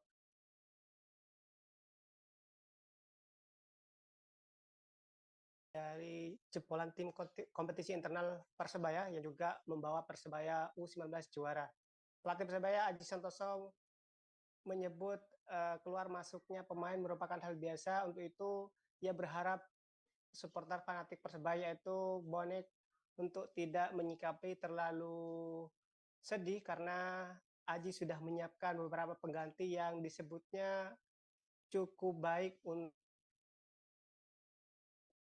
di kompetisi yang akan datang, di mana Aji menyebut bahwa skuad untuk musim yang akan datang sudah 80 hingga 90% siap. Ia optimis bisa mencapai target yang dicanangkan oleh manajemen, yaitu meraih juara. Demikian. Baik Hairul, terima kasih atas informasi Anda. Selamat bertugas kembali. Setelah Indonesia batal menjadi tuan rumah Piala Dunia U20, sejumlah gerakan masyarakat masih menggelar aksi sebagai bentuk duka cita dan harapan untuk sepak bola ke depannya. Salah satunya aksi menyalakan 1000 lilin dan pembagian pita hitam oleh kelompok yang menamai diri sebagai Gerakan Sepak Bola Rakyat atau GSR di Gedung Juang 45 Menteng, Jakarta Pusat, Selasa 4 April 2023. Sebelumnya mereka juga memanjatkan sebuah doa yang berisikan harapan untuk kemajuan sepak bola Indonesia ke depannya. Tak hanya itu, beberapa selebaran poster yang berwajahkan Ketua Persatuan Sepak Bola Seluruh Indonesia atau PSSI Erick Thohir pun diangkat tinggi-tinggi. Untuk informasi lebih lanjut akan disampaikan oleh reporter kami dari Warta Kota. Silakan rekan Nuri. Ya, bahwasannya memang pada semalam ini digelar aksi 1000 lilin dan juga pembagian pita hitam oleh kelompok yang menamai diri sebagai Gerakan Sepak Bola Rakyat atau GSR di Gedung Juang 45 Menteng, Jakarta Pusat. Sebagaimana dipantau oleh wartakotalive.com di lokasi sekira pukul 19.40 waktu Indonesia Barat, ratusan peserta aksi sejak sore mengerumuni halaman utama Gedung Juang 45. Kebanyakan dari mereka menggunakan pakaian hitam dan beberapa lainnya mengenakan jersey klub sepak bola berwarna merah. Kemudian mereka menyalakan sebuah lilin berwarna putih yang dibagikan panitia. Selain itu, panitia juga memagari kerumunan peserta aksi dengan puluhan lilin. Tak berjarak lama setelahnya, lampu di sekitar halaman gedung tersebut pun dimatikan dan koordinator GSR membuka acara. Secara serentak lilin pun dinyalakan. Kemudian secara bersama-sama para peserta aksi kemudian menyanyikan lagu Mengheningkan Cipta, Padamu Negeri, Indonesia Pusaka, dan Garuda di Dadaku secara bergiliran sembari meneriaki Indonesia Merdeka. Sebelumnya mereka juga memanjatkan sebuah doa yang berisikan harapan untuk kemajuan sepak bola Indonesia ke depannya. Tak hanya itu, beberapa selebaran poster yang berwajahkan Ketua PSSI Erick Thohir pun diangkat tinggi-tinggi. Adapun poster tersebut bertuliskan harapan agar Erick bisa menyelamatkan sepak bola Indonesia. Alone but lonely, tulis keterangan dalam poster tersebut. Nah, seterusnya aksi dilanjutkan dengan pertunjukan musikalisasi puisi yang membunyikan getir gagalnya Indonesia jadi tuan rumah Piala Dunia U20. Bersama dengan itu, para peserta aksi pun mengacungkan lilin yang sudah dinyalakan tinggi-tinggi. Menyambung hal tersebut, Koordinator Gerakan Sepak Bola Rakyat atau GSR Ferry Bastian mengatakan, menyalakan lilin dan doa bersama merupakan respon atas dinamika yang terjadi di dunia sepak bola belakangan ini, di mana menurutnya kegiatan yang mengundang peserta sebanyak 500 orang dari berbagai daerah di Jabodetabek ini berupaya untuk menunjukkan bahwa perhelatan sepak bola tidak sepatutnya dicampur adukan dengan politik. Adapun ke semua peserta yang datang itu merupakan para penggemar bola dan juga supporter bola yang tergabung dalam Jackmania, kemudian juga Persita dan juga Dewa United FC. Menurut Ferry, ini merupakan bentuk duka bahwa seharusnya sepak bola itu tidak bisa dicampur adukan dengan politik atau kepentingan personal dan juga kelompok manapun. Dan ini pun merupakan bentuk duka bagaimana sepak bola sebagai hiburan rakyat dalam perjalanan itu dibunuh oleh beberapa orang yang berkepentingan. Dan sementara itu untuk gerakan 1000 lilin itu sendiri, menurut Ferry ini merupakan sebuah harapan agar Indonesia tidak terkena sanksi FIFA usai pihaknya mendapatkan ataupun mencoretnya Indonesia dari menjadi tuan rumah Piala Dunia U20 yang akan diselenggarakan pada saat itu, namun terpaksa gagal. Dan di akhir, Ferry juga berharap mudah-mudahan sepak bola ini tidak dikenakan sanksi yang berat seperti itu, seperti di Bennett, seperti tahun-tahun sebelumnya, dan semoga Indonesia tetap bisa menikmati sepak bola lagi. Demikian, dan nanti kembali kepada Anda. Baik, Nuri, terima kasih atas informasi Anda. Selamat bertugas kembali. Berikut kami tampilkan wawancara bersama Koordinator Gerakan Sepak Bola, Ferry Bastian. Jadi kegiatan hari ini itu ada respon dari dinamika terkait sepak bola beberapa hari lalu. Indonesia gagal jadi tuan rumah Piala Dunia. Jadi kita bikin acara diskusi, udah itu kita akan bagi-bagi takjil juga, kita buka puasa bersama di sini. Terus nanti setelah Isya kita ada doa bersama dan juga ada beberapa tantangan dari teman-teman supporter juga. Oke, berarti di sini pesertanya siapa aja, Mas? Gimana? Pesertanya siapa aja? Oh, ini teman-teman kita peserta dari beberapa daerah di Jabodetabek, ada teman-teman dari Jackmania, ada teman-teman dari Persita juga, ada teman-teman dari Dewa United, ya teman-teman yang sekarang Jakarta. Untuk diskusinya sendiri temanya apa, Mas? Ya kita diskusinya sebetulnya kita temanya selamatkan sepak bola Indonesia. Ya kita belum kering masalah kanjuruhan, kita juga kemarin ya ada musibah juga masalah gagalnya Piala Dunia, makanya ya kita berbicara pada aja ya obrolan World Cup yang sering dibicarakan pada sepak bola. Tadi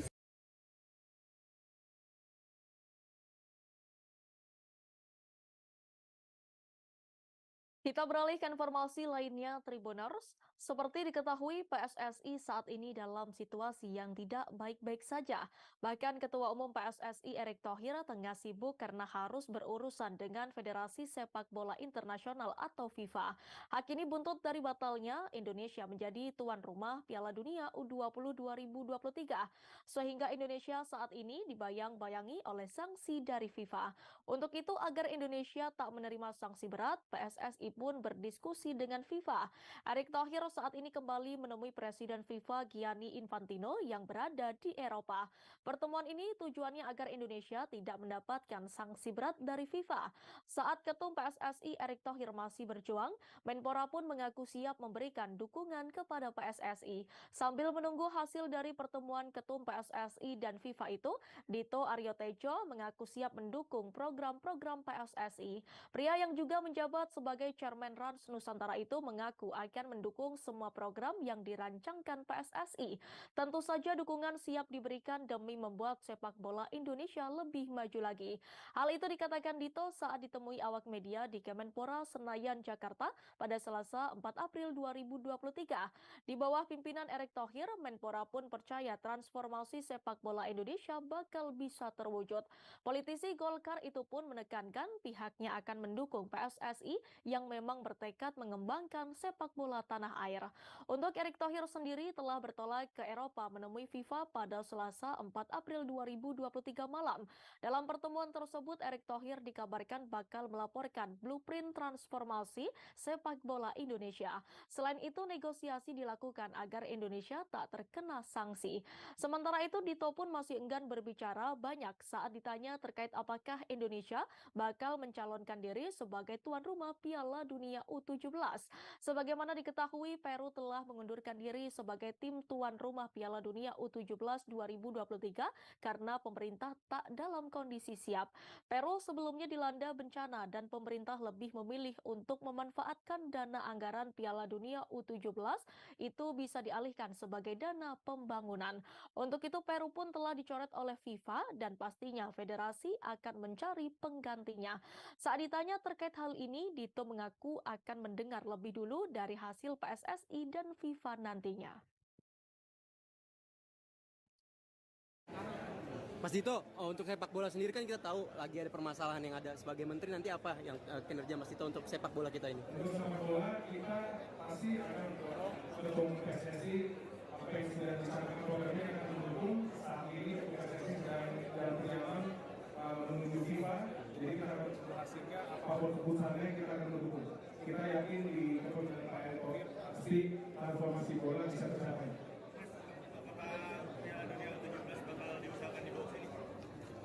Itu nanti lebih baik kita menunggu hasil pertemuan Thohir dengan FIFA. Mas Dito.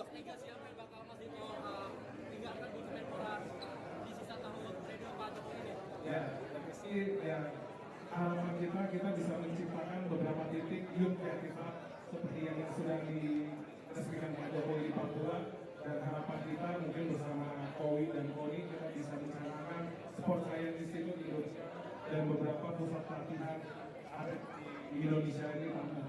Ya semoga itu bisa tercapai, waktu yang sempit, jadi yang penting kita ngebut dulu.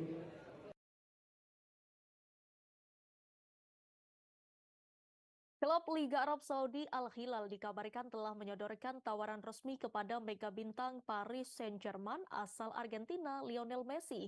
Kabar tersebut disampaikan oleh pakar transfer Eropa Fabrizio Romano pada Rabu 5 April 2023. Melalui cuitan di Twitter, Romano menyampaikan bahwa Al Hilal resmi menyodorkan tawaran resmi kepada Lionel Messi. Nilai yang ditawarkan Al Hilal tak main-main. Mereka menggoda Messi dengan tawaran gaji lebih dari 400 juta euro atau sekitar 6,5 triliun per tahun. Jika menerima tawaran Al Hilal tersebut, Messi akan menyusul Cristiano Ronaldo ke Arab Saudi. Diketahui Ronaldo saat ini merumput di Saudi Professional League atau SPL bersama Al Nassr. Akan tetapi ambisi Al Hilal untuk memboyong Lionel Messi bakal menemui jalan terjal. Sebab menurut Fabrizio Romano, prioritas Messi adalah bertahan di Eropa. Mantan klub Messi, Barcelona, disebut ingin memulangkan penyerang berusia 35 tahun itu ke Camp Nou. Namun, kubu Barcelona masih harus menunggu Financial Fair Play atau FFP untuk membuka negosiasi dengan Messi. Sementara itu, tawaran kontrak baru dari PSG hingga saat ini belum disepakati Messi. Kontrak Messi bersama PSG bakal selesai pada akhir musim ini, tepatnya pada 30 Juni 2023. Performa Messi bersama PSG musim ini sebenarnya tak terlalu buruk, di mana ia sukses mengemas 13 gol dan 13 assist dari 24 penampil di kompetisi teratas Liga Prancis Ligue 1. Akan tetapi dalam beberapa pekan terakhir, Messi mendapat perlakuan tak mengenakan dari sebagian pendukung PSG. Ketika PSG melawan Lyon pada pekan 29 Ligue 1, Senin 3 April 2023, Messi mendapat siulan dari sejumlah fans Les Parisiens.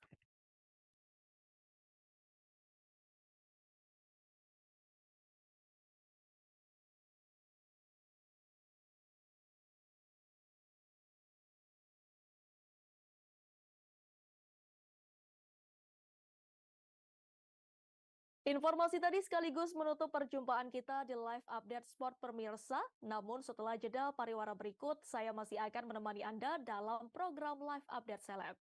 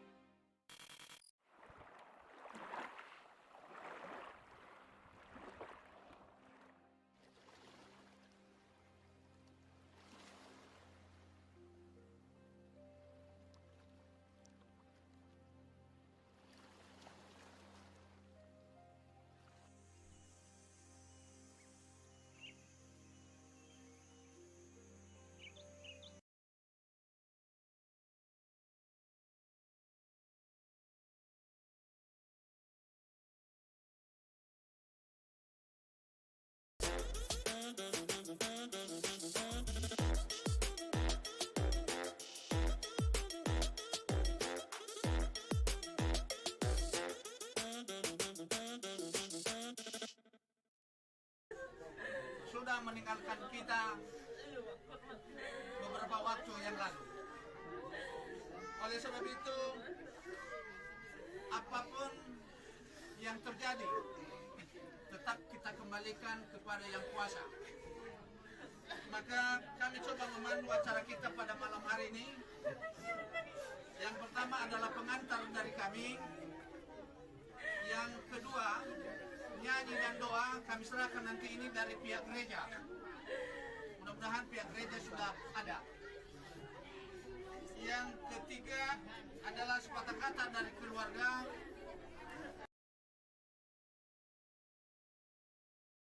Pemain Timnas U20 Hoki Caraka bertemu dengan Gubernur Jawa Tengah, Ganjar Pranowo. Pertemuan keduanya berlangsung dengan ceria, bahkan momen pertemuan tersebut diunggah dalam Instagram Story pada akun Instagram Hoki Caraka. Dalam unggahannya, Hoki dan Ganjar Pranowo berdiri berdampingan di depan kamera. Mereka tampak ceria berpose bersama menunjukkan senyum hingga tertawa bersama. Hoki Caraka sempat meluapkan kekecewaannya kepada Gubernur Jawa Tengah Ganjar Pranowo yang menolak timnas Israel.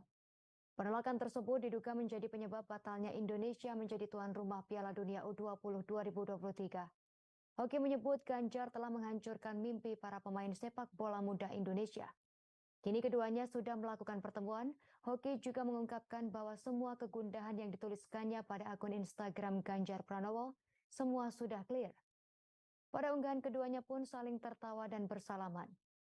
Sebelumnya, para pemain Timnas Indonesia U20 ikut bersuara menggeruduk Instagram Ganjar Pranowo. Satu di antaranya sang penyerang Hoki Caraka. Hoki beberapa kali bersuara di media sosial. Namun belakangan ini, Hoki Caraka justru bersikap sebaliknya setelah Piala Dunia U20 dibatalkan. Hoki meminta maaf atas banyak tulisannya yang dirasa mungkin menyerang atau merugikan banyak pihak. Di Instagram Story terbarunya, Hoki memposting video bersama Ganjar Pranowo. Pemain Timnas Indonesia Marcelino Ferdinand pun bercanda kepada Hoki Caraka selesai dijanjikan Gubernur Jawa Tengah Ganjar Pranowo bakal diberi pekerjaan di salah satu perusahaan di Jawa Tengah. Keputusan FIFA membatalkan Indonesia menjadi tuan rumah Piala Dunia U20 2023 karena gelombang penolakan Timnas Israel menjadi pukulan telak bagi para pemain Timnas Indonesia U20. Publik pecinta sepak bola tanah air, dan banyak pihak yang menginginkan Piala Dunia U20 terselenggara. Pemain Timnas Indonesia U20 terpukul karena sudah bekerja keras melakukan persiapan jangka panjang demi tampil maksimal di Piala Dunia U20 2023. Mereka juga memiliki mimpi besar untuk tampil di pentas Piala Dunia U20. Piala Dunia U20. Para pemain pun meluapkan kekecewaan kepada pihak-pihak yang vokal menolak kehadiran Israel yang berujung pembatalan Indonesia sebagai tuan rumah Piala Dunia U20 2023, diantaranya kepada Ganjar Pranowo dan Iwayan Koster. Keputusan FIFA membatalkan Indonesia menjadi tuan rumah Piala Dunia U20 tersebut karena gelombang penolakan timnas Israel. Pemain timnas Indonesia U20 pun mengaku terpukul karena sudah bekerja dengan keras.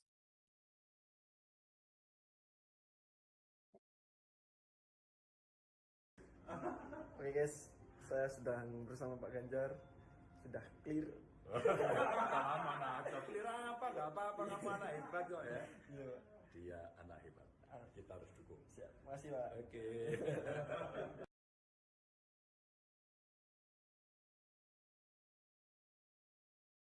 Pemerintah Kabupaten Wonogiri memberikan 294 sepeda motor dinas bermerek Yamaha NMAX untuk lurah dan kepala desa di wilayah tersebut. Total anggaran yang digunakan untuk membeli motor baru tersebut mencapai 9,4 miliar rupiah. Motor Yamaha NMAX sebanyak 251 unit itu akan dibagikan untuk semua kepala desa, sementara 43 motor lainnya untuk lurah. Pada Selasa 4 April, Kepala Bagian Kabak Umum Sekretariat Daerah Seda Wonogiri, Sriono, menjelaskan sepeda motor dinas tersebut rencananya akan diserahkan langsung oleh Bupati. Total anggaran yang digunakan untuk membeli motor tersebut mencapai 9,4 miliar rupiah. Diperkirakan pengadaan motor dinas tersebut memakan biaya 9,1 miliar jika harga on the road OTR motor adalah 31 juta rupiah. Saat memberikan sambutan, Bupati Wonogiri Joko Sutopo beralasan pemberian kendaraan dinas motor baru untuk memperkuat kerja dan kinerja seluruh kades dan lurah di Kabupaten Wonogiri. Bupati Wonogiri beralasan pemilihan motor seharga 25 juta rupiah ini disesuaikan dengan kondisi wilayah geografis Kabupaten Wonogiri. Diketahui kondisi geografis Kabupaten Wonogiri didominasi pegunungan dan perbukitan.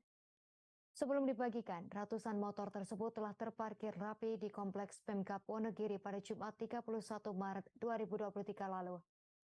Penyerahan motor NMAX tersebut dilakukan pada Senin 3 April 2023.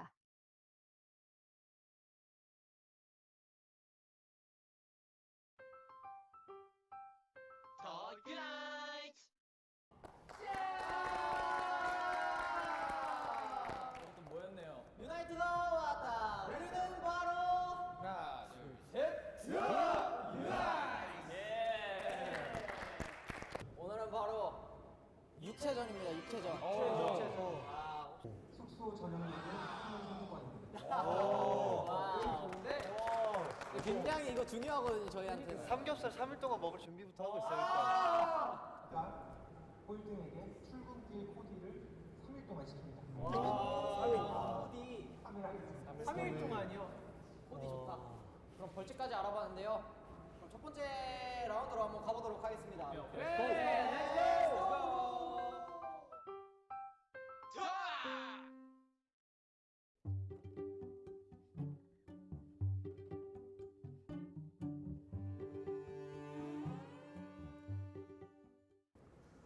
제발 농구공 나와야 되는데. 스티브는 농구를 많이 하니까 탱탱볼 이런 거 나왔어. 오히려 탱탱. 뭔데? 덜실공. 럭비공. 바로 갈게요. 렛츠고. 농구만 보는데 이 정도 넣어야죠. 역시. 모든 멤버 아이스 스피드 스케이팅 빼고. 너래. 너래. 아니 다. 다 이긴다고? 스피드 스케이팅 빼고. 오늘 자신감이 아주 좋은데. 1등의 기회가. 농구 더 연습해라. 이거 1등 노려볼 만하다. 당연히 농구공이요. 아니면 테니스공이요. 테니스공. 바로 해요. 아 진짜 형 진심으로 해봐요. 럭비공. 농구공? 뭐야? 제가 본 게 있거든요. 하체를 딱 쓰고 살짝 이런 느낌? 투석기에 이렇게 왼손은 거들.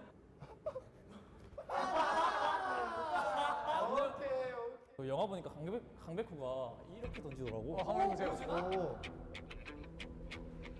자세가 약간. 역시 이거였어. 자세가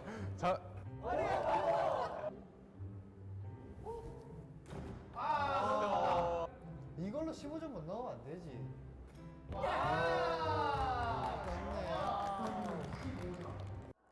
아니죠. 저는 슬램덩크를 보고 뭔가 제 이야기 같았거든요. 네? 4702.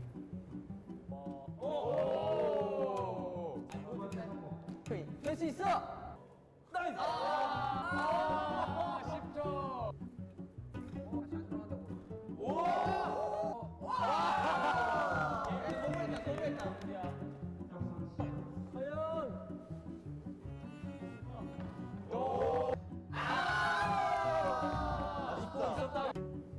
자, 착하게. 굿. 아이고.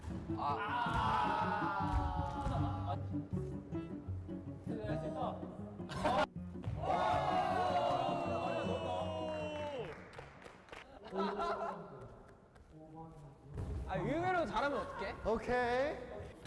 탱탱볼? 탱탱볼 이런 거 넣었어요? 탱탱볼. 저렇게 넣는 게 더 어렵겠다. 골대 공이 아니에요. 그치, 거기야. 아니 탱탱볼. 자세가 좀 멋있어.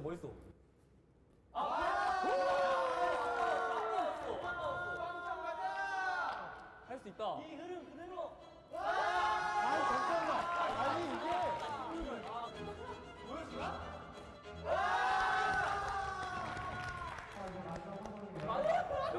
아까웠어.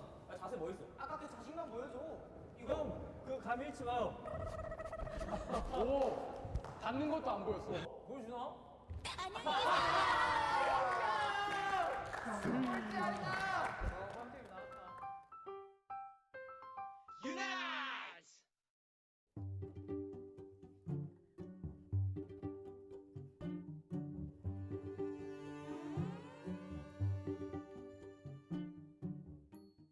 혹시 엉덩이를 만져도 되나요? 하다가? 오, 봐봐. 네? 개구리가 안 된다고요? 개구리 안 돼. 개구리 안 돼. 개구리 안 되란. 개구리 안 된다고. 아, 개구리 안 되란. 너무 다시 끼고 싶지 않아요. 시작.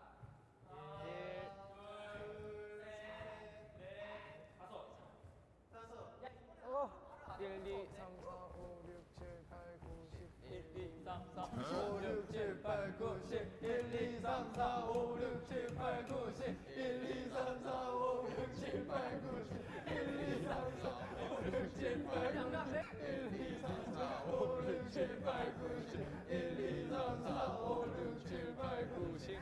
네, 다 했습니다. 거기까지 멈춰. 네.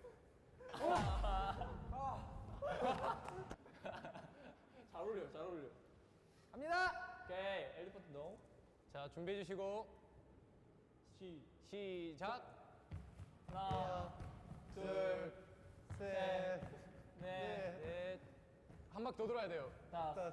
오케이. 네, 자, 해주세요. 자, 1, 2, 3, 4, 5, 넷, 다, 일곱, 진짜 오지 마. 아홉, 1, 2, 3, 4, 1, 2, 3, 4, 5, 6, 7, 8, 9, 10, 1, 8, 9, 10, 1, 2, 3, 4, 5, 6, 7, 8, 9, 10, 1, 2, 3, 4, 5, 6, 7, 8. 누가 밀고 있어? 이거 장난치는 거야, 이거. 누구야? 이거 누구 밀고 있어? 너가 밀고 있어. 어이, 누가 밀고 있어? 8, 9, 10, 1, 2, 3. 아직 걸음수가 많이 남았어. 5. 잠깐만, 누가 앞에 있지? 솔직히 말해봐. 1, 8, 벽 아니야, 10. 거기까지. 자, 뭐, 끝났습니다. 네. 나한테 자꾸 와서 비비더라고.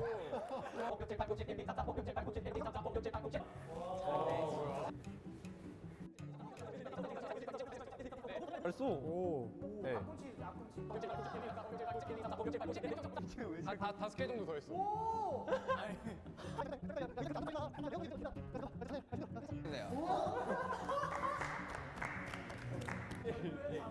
그 카메라에 보여줘, 카메라. 7, 8, 9, 10. 네, 다 했어요. 자, 먼저. 좋아. 오. 오케이, 준비. 시작. 1, 2, 5, 빨라. 오, 빨라. 좋아. 와, 좋아. 오케이. 나이스. 힘을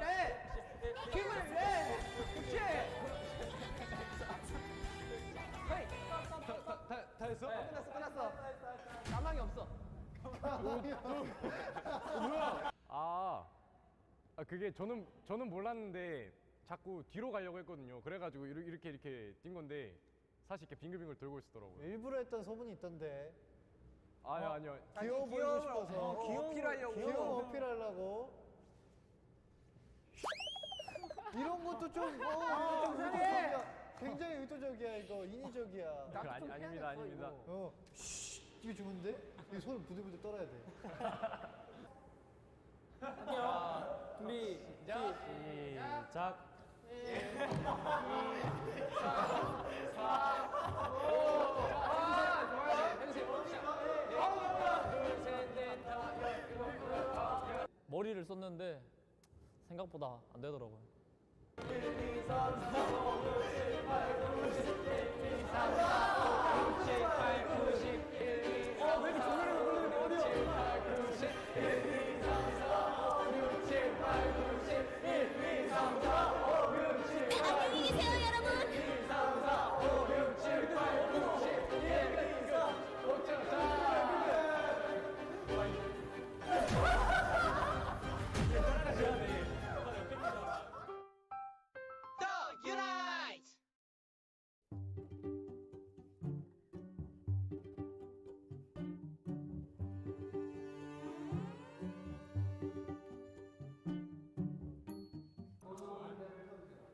오케이, 살짝 왼쪽으로 걷는다잉.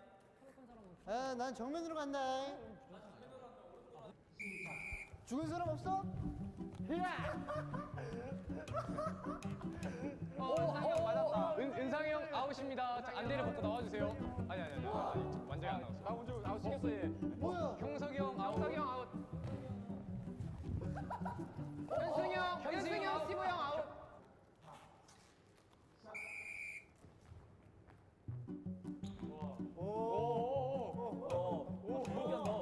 오늘 너 너무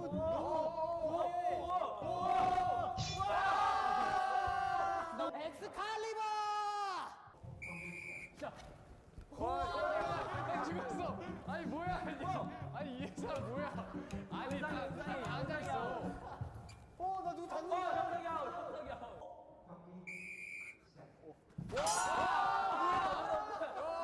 저거 보이는 거 아니야? 무슨 일이야? 제가 또 어릴 때 제가 잠깐 검도를 했었거든요. 그래서 그때 약간 배운 좀 자세를 배우는 거 그 검도하면 어디야? 고양이 놀아주듯이 이런다고? 그냥 만화에서 본 거랑 이제 실전 기술과 이제 합쳐서 저만의 기술을 개발해 놓은 것 같습니다. 그대로 서로 직진하면 맞아. 그쪽이 아니야.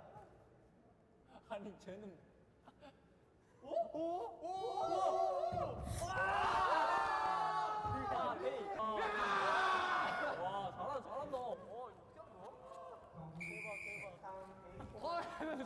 잘한다. 아니 뭐야 너희 내칼 너무 짧아. 뭐해? 좀 움직여 다들. 은혜 탈락. 은혜 형 아웃. 내가 아웃이야? 형이 먼저 맞았어. 아니 얘네 둘이 뭐해? 스티브 아웃. 스티브 형 아웃. 제가 좀 펜싱을 본 게 좀 있거든요. 항상 이 자세를 유지한 다음에 여기 중심을 잡고 오른쪽 손을 칼을 들어서 살짝 자세를 낮춘 다음에 엉덩이가 예술인데? 오, 세현이 아웃사갔네요? 세훈 아웃. 나 옷이야? 아웃. 아깝다.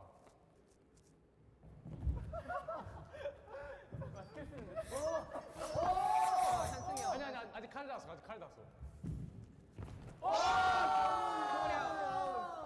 현승 승리.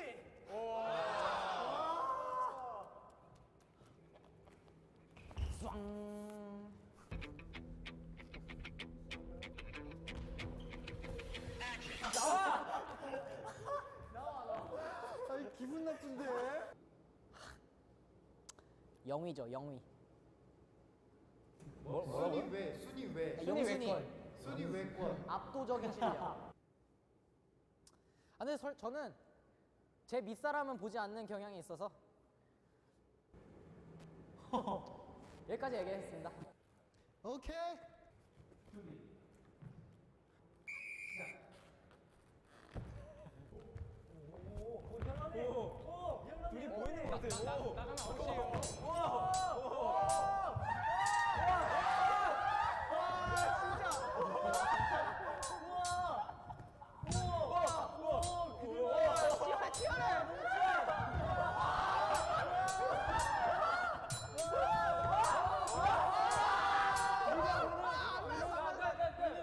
끝났어요.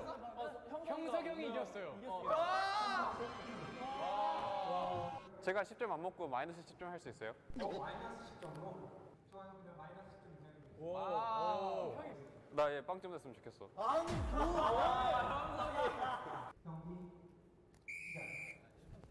시작.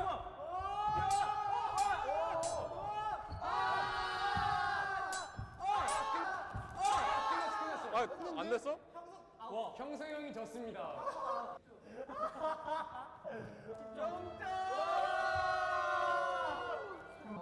현승이 형. 야 앉지 마 일로 와. 마이너스 10점 갈고. 아니 나 빵점이야. 그러니까 마이너스 10점. 와 치열하다.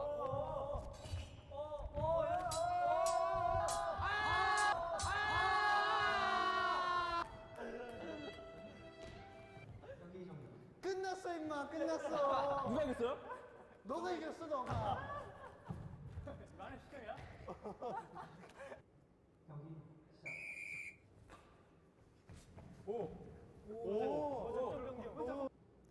이게 안대를 쓰니까 두려워지더라고요. 그래서 일단 앉아서 그냥 이렇게 빨리 죽기. 하는데 앉아서 5초 뒤에 끝이 났더라고요. 저는 끝나 있고.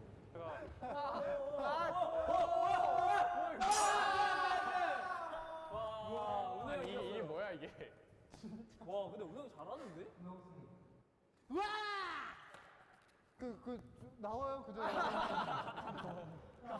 그냥 갈 때까지 가요. 갈 때까지 가요. 경기 시작.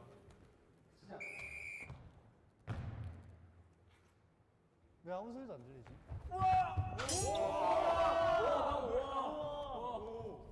아니 게임 캐릭터 같아. 그러니까 가면 쓰고. 짱배 칼날. 짜구. 아 짜구. 하이 하이 하이 하이. 은호 형 승. 와. 이겨야겠네. 이제 앞으로 걷지도 않으려고 기어다니려고요. 경기 시작. 오 팔이 진짜 길어. 와. 칼 좋다. 근데 너무 덜해. 내가 이겼지. 형상이 이겼어. 내가 이겼지. 와 빵점이다 빵점. 형 걔가 구원해줬다. 은호 형 너무 많이 땄어요. 솔직히. 오 마이너스 경기인가요? 네 마이너스. 경기 시작.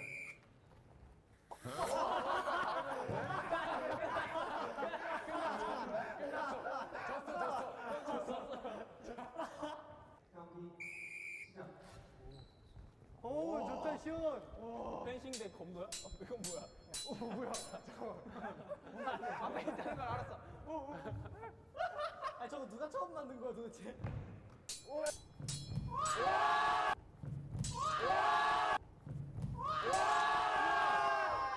어떻게 알았어? 와 뭐 있었어? 아 토네이도 뭐 있었어? 다시요. 경기 시작. 안에. 안에. 졌어요. 정문수.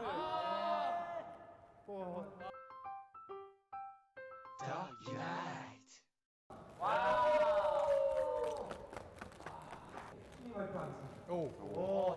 이건 진짜 모르겠다. 그러니까 진짜 모르겠다. 1등 현우 오. 37점. 2등 현승 25점. 2등 대희 25점. 공동이든. 2등 경훈 25점. 야, 더 빠지겠다. 더 빠지겠어. 5등 문호 27점. 27점. 스티브 은상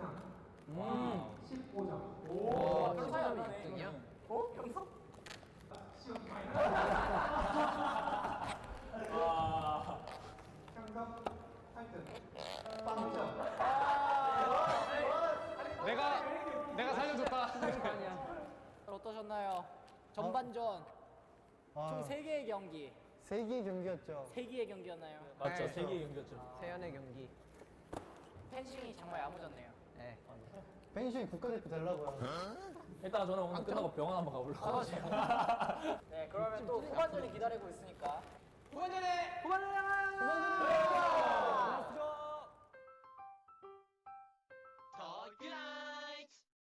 버텨. 마음껏 버텨. 엉덩이 깨물어! 버텨봐.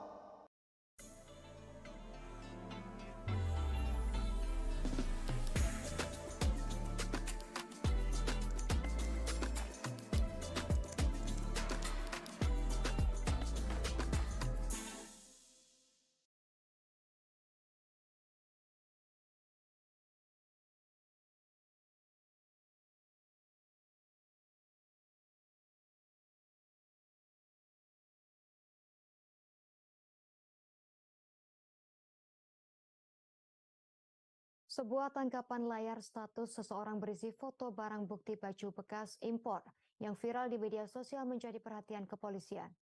Kabitumas Polda Metro Jaya Kombes Trunoyudo Wisnu Andiko mengatakan akan mencari orang yang mengunggah hingga menyebarkan isu tersebut. Foto yang diunggah merupakan barang bukti yang ditampilkan saat konferensi pers pada Jumat 24 Maret lalu. Kendati demikian, narasi tersebut tak dapat dipertanggungjawabkan. Polda Metro Jaya memastikan penanganan barang bukti baju thrifting diproses sesuai dengan prosedur dan menegaskan barang bukti tersebut tak dijadikan hadiah lebaran oleh para oknum anggota Polri. Hal tersebut disampaikan Kabitumas Polda Metro Jaya Kombes Trunoyudo Wisnu Andiko setelah viralnya tangkapan layar yang menyebutkan bahwa anggota Ditreskrimsus akan membagikan baju lebaran. Selain itu, Trunoyudo juga mengimbau agar tak mudah percaya dengan unggahan tersebut. Kendati demikian, Trunoyudo menegaskan pihaknya tetap akan melakukan penyelidikan buntut viralnya informasi yang mengandung opini negatif tersebut. Lebih lanjut, Polda Metro Jaya berkomitmen untuk menjalankan proses penanganan perkara sesuai dengan standar operasional prosedur atau SOP dan undang-undang yang berlaku.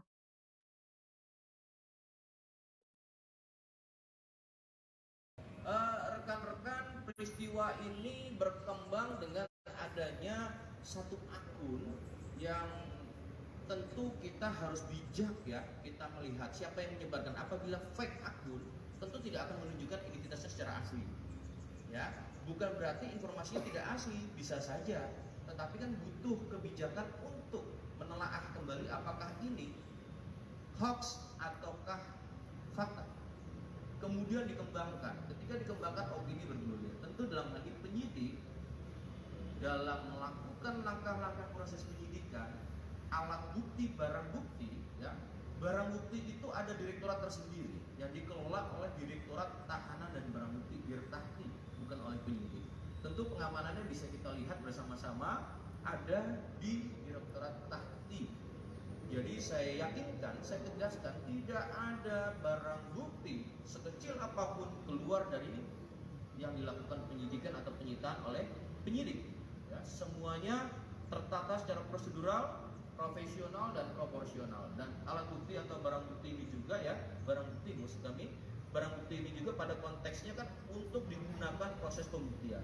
Banyak rekan-rekan media menanyakan bagaimana dengan proses selanjutnya, apakah ada pemusnahan dan lain. Tentu harus berkolaboratif dengan kementerian ataupun dinas perdagangan dan stakeholder lainnya dalam hal itu, termasuk jaksa penuntut umum ya.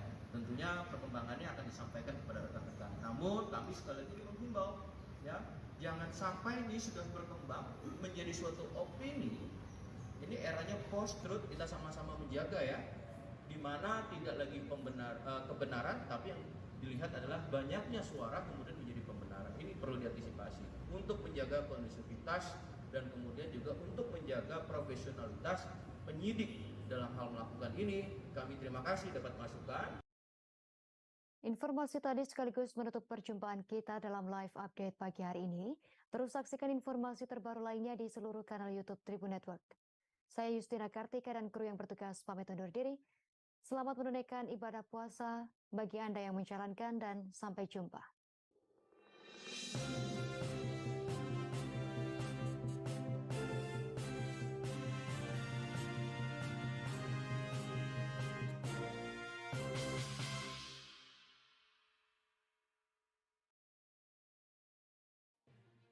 Tribun News Live Update. Tanggal 21. Selamat siang Tribuners, selamat sore Tribuners, selamat petang Tribuners, Anda sedang menyaksikan live update. Informasi teraktual dan terupdate dari siang hingga petang.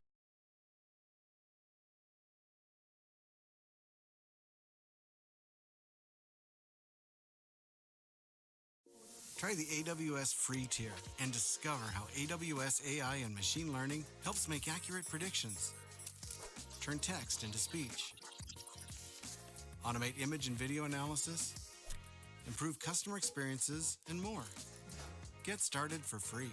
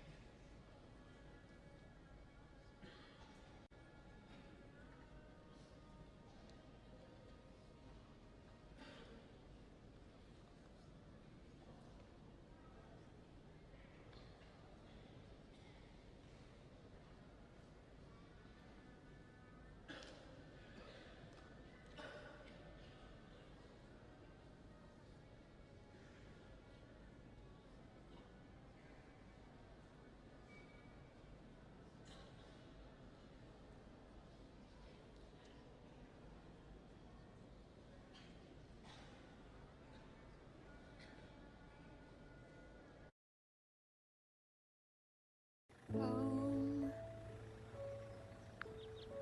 They're coming back home. Put on your smile. It will be alright.